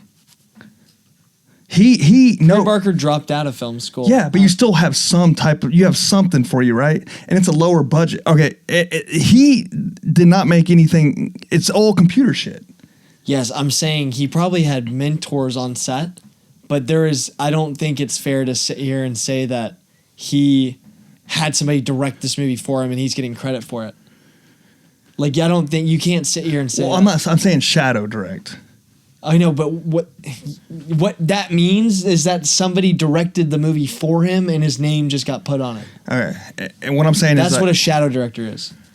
Okay, maybe I don't mean shadow directing. Maybe I mean like in his ear quite a bit, like really helping him. Like, hey, maybe you should, this and that. More than a mentor is what I'm saying. And I'm not saying it's true. I'm saying it's not out of the realm of a possibility. Like it makes sense that could be possible. Yeah, but I don't want to like sit here and on that. I mean, I'd rather talk about the movie. Yeah, well, I mean that's like a big. I don't know. That's interesting. I mean, it's interesting. I just like. I'm not gonna sit here and like shit on it or shit on him. You know what I mean? Like as of right now. Yeah. He directed a very good movie. I'll say one last thing, just leave on him, which kind of gave me a red flag. He did an AMA on Reddit, and he was, people were like, hey, the 90s aesthetic was pretty cool, like what motivated you to do that? And he was like, yes. He's like, I wasn't born, obviously, in the 90s, but like a part of it bled into my culture. And I still grew up in a time where like we still had 90s stuff going on. Like I didn't have internet and all this. And then someone commented and said, dude, you were born in 2005. Like you were 3 when Obama was president. Shut the fuck up. Just say you like the 90s aesthetics. Quit trying to like pretend like you grew up without internet. Like you were 3 when Obama was president. Like that's crazy. And I was like, yeah, he's full of shit. Like 90s I grew up in the 90s and I don't really remember a whole lot of that. Yeah. Yeah. I was born in 91. I know I'm old. But like for him to be 2005 and to say like, oh, I still got the aesthetics up. No, you didn't. Yeah. I mean, this movie's definitely like very 90s aesthetic. Yeah, like late 90s, because I was kind of confused at sometimes, like, is this, because there was like CDs and stuff, and I remember having cassettes when CDs were out, like like cassettes were still like, you have a vehicle that doesn't play CDs, Yeah. So I was kind of like, but yeah, 90s for sure. Yeah. So that's all I want to say about, like, I just thought that was interesting. No, it is definitely, and I don't want to shit on the guy. Yeah. No, I don't think that's what you're trying to do. Yeah. I just like, I don't want to focus too heavily on that, because we'll get into the movie here. Yeah, we got a lot to talk about, yeah. We do, but yeah, dude, I guess I'll just start off by saying, like, whether it was him or not, this movie is very well directed. I think the strongest part of this movie is the vision. The liminal space, the backrooms itself, the way it's filmed, the how just the vibe and the energy that this movie creates is so unique and very well done, because it's not like very scary, but it's so unsettling and eerie, and it's like it kind of really matches the way that the characters kind of view this space, because it's like, you know, we'll get into that more in spoilers about how Renata Reinsve and Chiwetel Ejiofor view this space and like their connection to the Backrooms. But it's like everybody, like talking to my friends after the movie, like all of us kind of had a different like visceral reaction to the Backrooms. You know, it's like, and it's very like, it's so empty and lifeless that it's like you kind of almost project your own like ideas of it onto it, you know, and that's like a kind of a complex thing to think about, but it's especially if you go in without knowing the lore. Which I did. Which I don't know any lore about Backrooms either. Which apparently makes it way different if you did. Yeah, like, and this movie expands the lore, gives it kind of new ideas that we'll talk about, but you know, it's a great horror movie. It's a great vibe piece. It's a very layered concept. A lot to dissect. Like I can see myself rewatching this movie a couple times and like just kind of learning more about it. And I appreciate how layered it is, but on that end, it's also like not as deep as I think it wants to be in terms of the characterization and everything it's trying to say about the main characters. Yeah, I can see So that. I think that's where it kind of gets split, where it's like you have this great movie and concept here, but then when you try to adapt to the big screen and have these like characters, they're not very interesting at the end of the day. I found the main actor. What's his name? Chiwetel Ejiofor. Which I know it's like I've heard people like saying his name's hard to say, so I haven't even tried. Yeah. Wait, say it again. Did you say it right? Chiwetel Ejiofor. I've heard people say it like Chuba Jiba or something. I don't know. Like it's hard. Yeah. I thought his character was done well. I think it's done well. I mean, they set him up really well, like with the therapy session. Yeah, like you kind of figure everything out through dialogue. Yeah. Maybe not so much. I'll mess her name up too. Sentimental value. Renata Reinsve. Yeah, Renata. Yeah. I'll just say Renata. Yeah. Yeah, I thought maybe her was a little bit lacking. You figure, I mean, it makes sense towards the end, but like, I thought his was done well. I don't have any negative about his character. That's fair. Now, I mean, that's what I'm saying though. Like, I don't really need that much. I think you need a second rewatch. I think you pick up more on maybe a little bit more on the characters. Yeah, but like, that's what I'm saying. Like, this movie doesn't need like super complex character themes, because it's like it is like its own thing. But it is kind of complex, though, in a way. There's a lot. Oh, I'm saying it's complex. I'm just saying, like, in terms of like just the characters. Oh yeah. Like the characterization. Well, the like, world it's built is probably like is like a main focus. Would you say? That's what I'm saying. Yeah. So the characters are kind of second, which yes, I know. But I'm saying like that kind of like they did a good job of it being second. Like it's not even near as bad as like most horror. Like there is more characterization here than most horror movies in general. Yeah, and there's but yeah, I think that's the one thing for me that's like setting it back just a tad, is like you do feel very a distance from these characters. Like you don't really. I personally didn't connect with them like on a deep emotional level, and it's like the emotional relationship with these characters just like I didn't buy it. Yeah, I guess, you know what I mean. Like even their relationship, like her being his therapist, and then her like once he goes missing, and you know and that's not even a spoiler. You know, that's the tag, or that's like in the plot of the movie. But she's like, oh my god, like I'm just gonna go. Like I'm gonna go to this place. Yeah, well, go look for him. Yeah, but I mean, God, this movie's so hard to talk about. Yeah, we can wrap up the non-spoiler. Yeah, we can wrap up the non-spoilers. Yeah. I love this movie though, by the way. I did too. I have it the same as Obsession. I want to say the cinematography was great. Before we go. Yeah. It reminded me. I know this is like a reach, but like almost like Wes Anderson. That makes sense. Like the sky. I understand what you're saying. Like the color in the sky, like when it would show like the world from the outside. That's fair. It kind of gave me like this colorful in a way. Yeah, but it's not as no, it's not focused. No, or you're it's right. not as like. Yeah, I understand what you're saying. I think it just kind of it gave me that vibe of him. I'm trying to think of what it reminds me of, but it's like the wide shots, like everything's in a wide, or it's like it's either very close up or it's a very wide shot. Like the way that the Backrooms is shot it makes you feel like you're floating in space almost because it's so like.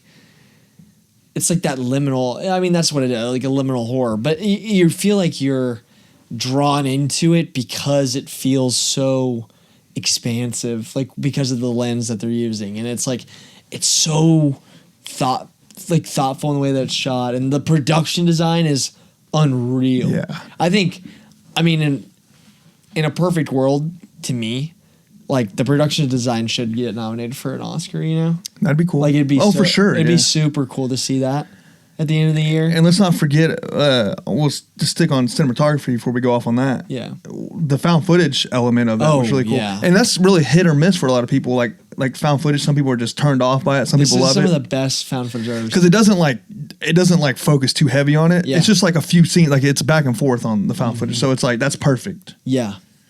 Yeah, and it makes sense with it. Like some found footage movies, it's like, all right, you're going to eventually drop the camera and run the hell away. You're not going to pan it to the whatever's in the corner. This does it like just enough to where it's not unrealistic on how they would respond. Yeah, I agree with that. Yeah. Yeah, and it's like as a concept that started online as like a found footage thing, and it's like being able to expand that to like an actual like include those elements is really cool, like from its origins, but then like expand it to like a real movie. I think that's like so dope. Like it's so well done. Yes. Yeah. Like the expansion of this idea was just, I mean, it was just perfectly executed. I was a little disappointed that he wasn't a writer in this at all.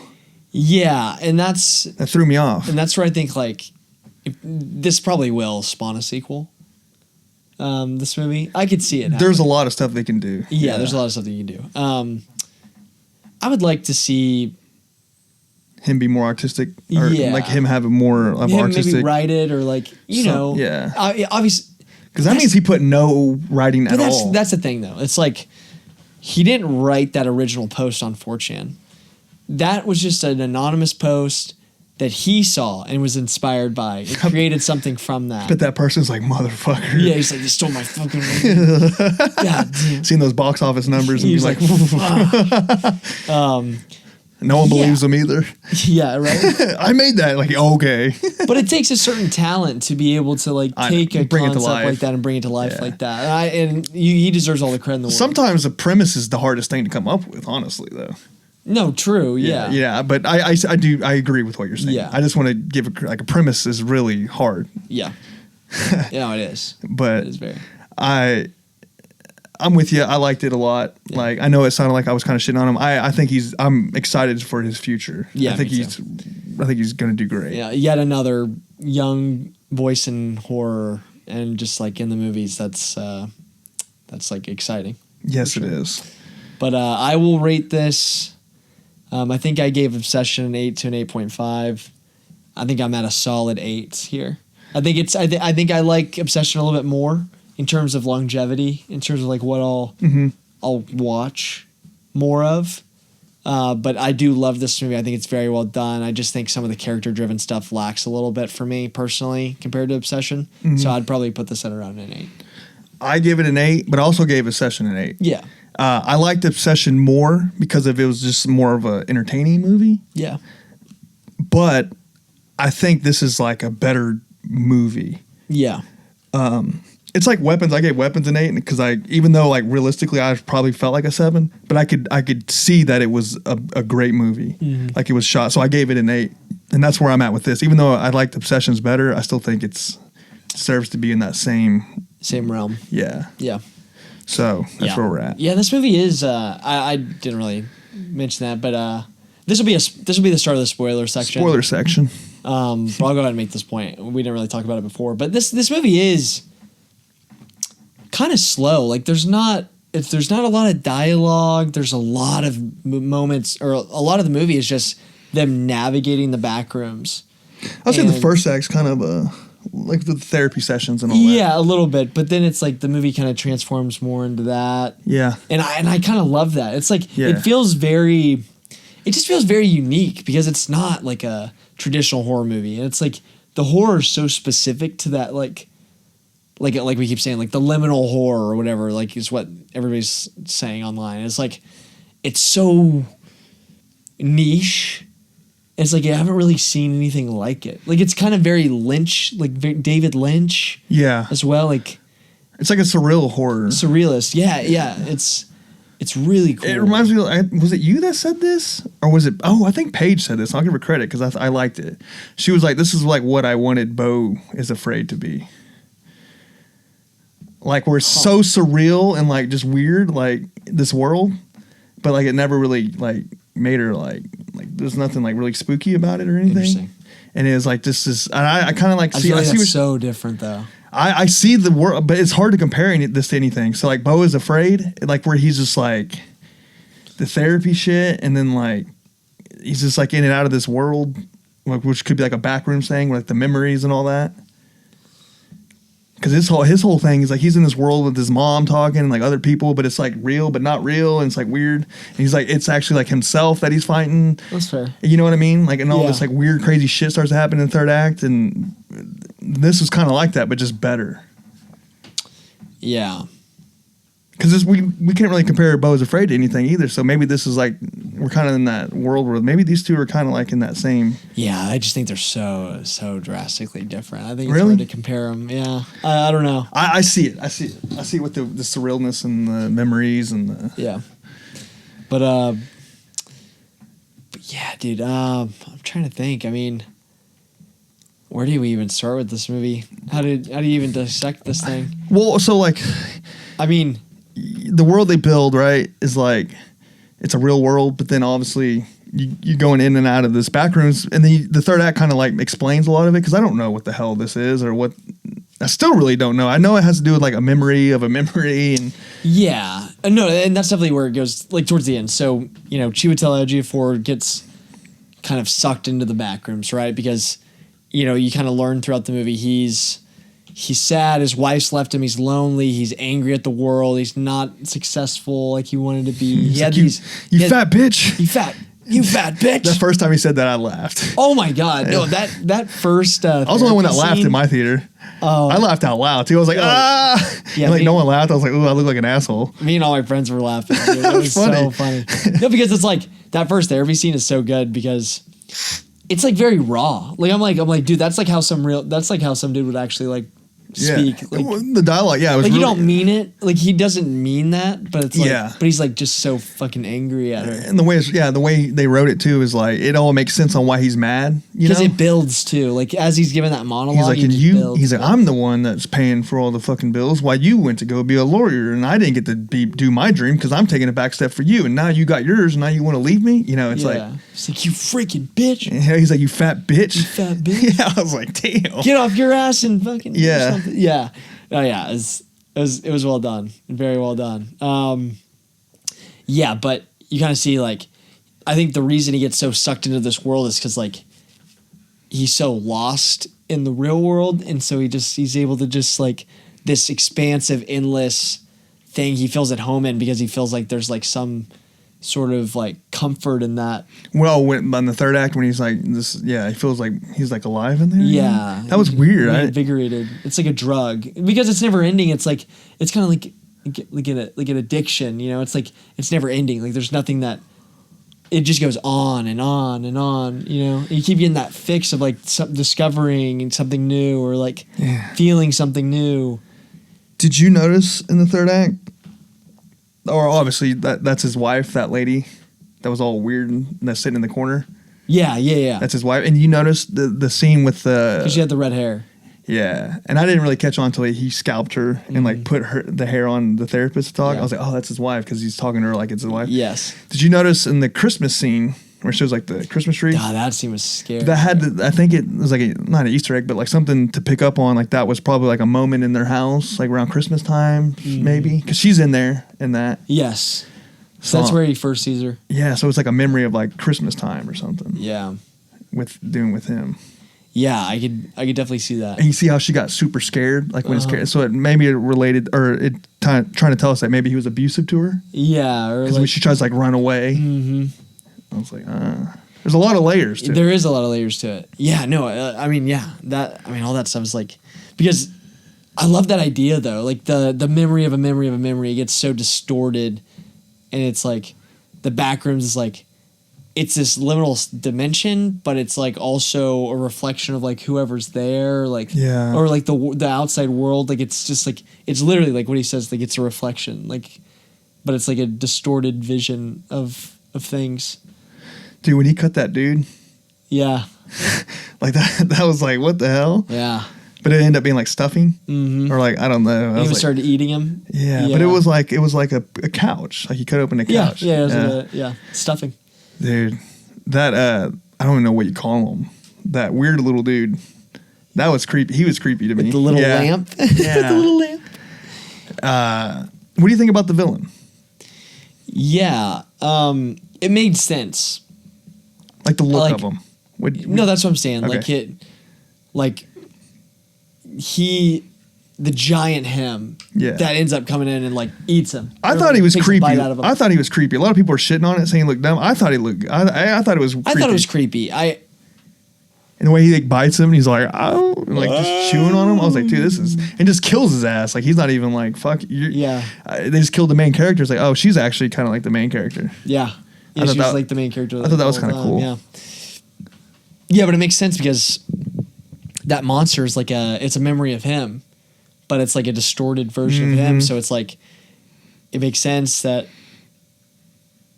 he's just like this angry, sad, scared monster, and it's like a perfect reflection of like his character as a whole, because like that's who he is on the outside world too, and it's like somebody's remembering him as that, and I think that's like that. I think either I saw this online or my friend said this to me, and I was like, oh, like that does make sense. Was like that monster's version of him is like the reflection of the therapist or his wife is like their view of him, and like that's their memory of him. Like, and that's why she was so terrified when he started to show up. Yeah, and it's like she's getting chased by that, and I really wasn't able to make out like her motivation, you know, because they have that stuff with the mom, and you know, like her mom was psychotic and had a break, and she was like, maybe she kind of has this other relationship to that liminal space because she like her mom was like an agoraphobic freak and like wouldn't let her out in the real world or anything, and so like being stuck in the back rooms is kind of like reminiscent of that for her, because the outside world's like scary to her. Yeah, because you can kind of tell in that sequence where she has that house party, like she doesn't talk to anybody. She's not good at talking to people. Yeah, and you know the way that they shoot the outside world in this movie as well is almost feels like you're still in the back rooms. Like it feels liminal as well. Like it feels like you're never able to breathe. Because it's like you feel like you're constantly in this space of like your shitty memories. Not just shitty memories, but like you're constantly like stuck inside of this like room, you know? Yeah, I get what you're saying. Yeah, yeah. It's just, man, there's a lot to this. Like, yeah, there is. Yeah. Man, okay, we got to finish it up. We'll talk about the actual ending, which was like a crazy twist. I thought it was cool. I want to know more about that. I wish it was more. Yeah, Mark Duplass's character throughout the movie, you kind of see him. At the very end, when they get her and they're like, "Hey, like, this is you know what they are, like scientists." Yeah, they're scientists. Yeah. So no. Yeah, so Mark Duplass, they show him throughout the movie, right? And I also think that is a possibility. Is like he saw that commercial earlier of the guy on TV of Chiwetel Ejiofor's character, and so I've seen this discussed online. Is like people think maybe the monster is that version of his character that Mark Duplass, the scientist, saw, because he saw him in that pirate costume in the commercial, and he's like, "Arr, yes, and it's like he's the only character that we know that has seen that like commercial on TV. So like that could be another thing, because he spends a lot of time in the back rooms too, because he's one of the scientists that are exploring it. Yeah. And but he's like is he like a legit scientist? Because he said that he works on like MRI machines. Like that's like what he does. So it's like like medical imaging. But that's a whole different scientist. No, but they were saying that it's. Well, yeah, but he has a science background, and they discovered this, so it's like they recruited people that work on MRI technology to. I just feel like this is more of like a government like type. Oh yeah, definitely. Yeah. Well, it definitely is. Yeah. Well, you have the people in the hazmat suits and all that stuff. That's why the movie, the prologue of the movie, is like people exploring. Yeah, it tied it. I didn't know. When the first started, I was like, it tied it in. Yeah. I was like, whatever happened to that guy? Yeah. Yeah. Then I was like, dead. oh, yeah, you're dead. Very dead. Yeah, it kind of ends on a very kind of unsure note. Like, did they kill her? Did they just throw her back in the back rooms? So we have no clue what happened to Renata Reinsveig's character, because Mark Duplass is basically like, yeah, I can't tell you like if they're gonna let you live or not, but like, will you answer these questions for us? Yeah. And I don't know. It was cool. I like the ambiguous ending. I could see a sequel. I definitely could see a sequel. Yeah, dude, this movie was cool. I love the idea of like the monster being the monster the whole time was just like himself. It's like, what are you truly scared of? It's like, being faced with like a true reality of like your like your true bare bones like self. But then he gets killed by it. So then he gets killed by yeah, brutally. So it's like, I guess that's a reason to be scared of him. Yeah, right. Yeah. No, but definitely recommend this movie. Yeah, for sure. I don't think this movie's gonna really have that much of a drop off this week. I think it's only just like Obsession. It's gonna have a banger second week in the box office. I don't think it's gonna be anything like Obsession though. Like let's word of mouth for this movie is huge. But like Obsession was like, we haven't seen this since E.T. in the 80s. What they said, where each week for 3 weeks got better in the box office than it did his first week. For obviously a worldwide release. Yeah. Like obviously like a small movie has a release, it's not really known, and then it has a second release where it's bigger, it's going to do better. But like this, it hasn't happened since E.T. where it's gotten better every week, and also during like a holiday. Yeah. And it's going up against Star Wars, which is like, and it's crushing it. That's 3 weeks in a row, it got better in the box office. That's word of mouth right there. This duo of movies is like one of the best like theatrical back-to-backs had in a long time. And Backroom killed its first week. Yes. So I think it's going to be really hard for it to like obviously top that. Yeah. Yeah, it's going to be almost impossible. Yeah. But like it's still going to do. Yeah, good. Obsession had more word of mouth. This movie started out high. Yeah. Yeah. And I think it's going to do great. But I think the word of mouth for Obsession, I think everyone's loves Obsession way more. Yeah. This has some people are kind of down on it a little. Yeah. I haven't seen any bad thing about Obsession. I've seen people kind of like saying like I'm not sure if I like there's memes coming out where it's like, it's funny. It's like, this is what people wanted Backrooms to be. And it's just like, it shows the theater and it shows like the Minecraft looking thing. Yeah. Like, or how does YouTube video look? Mm-hmm. No, yeah. That's funny. Dang. But yeah, go see it. Yeah, definitely go see it. Backrooms.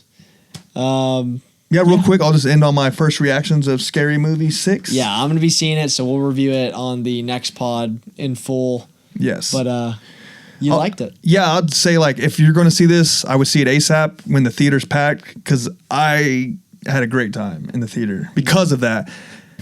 But there was a lot of this movie, I've seen people shitting on it saying it's just references, and I'm like, yeah, it's a parody movie. It's going to reference. It's referencing other movies. That's what it. That's. There's nothing wrong with that. That's what this movie is.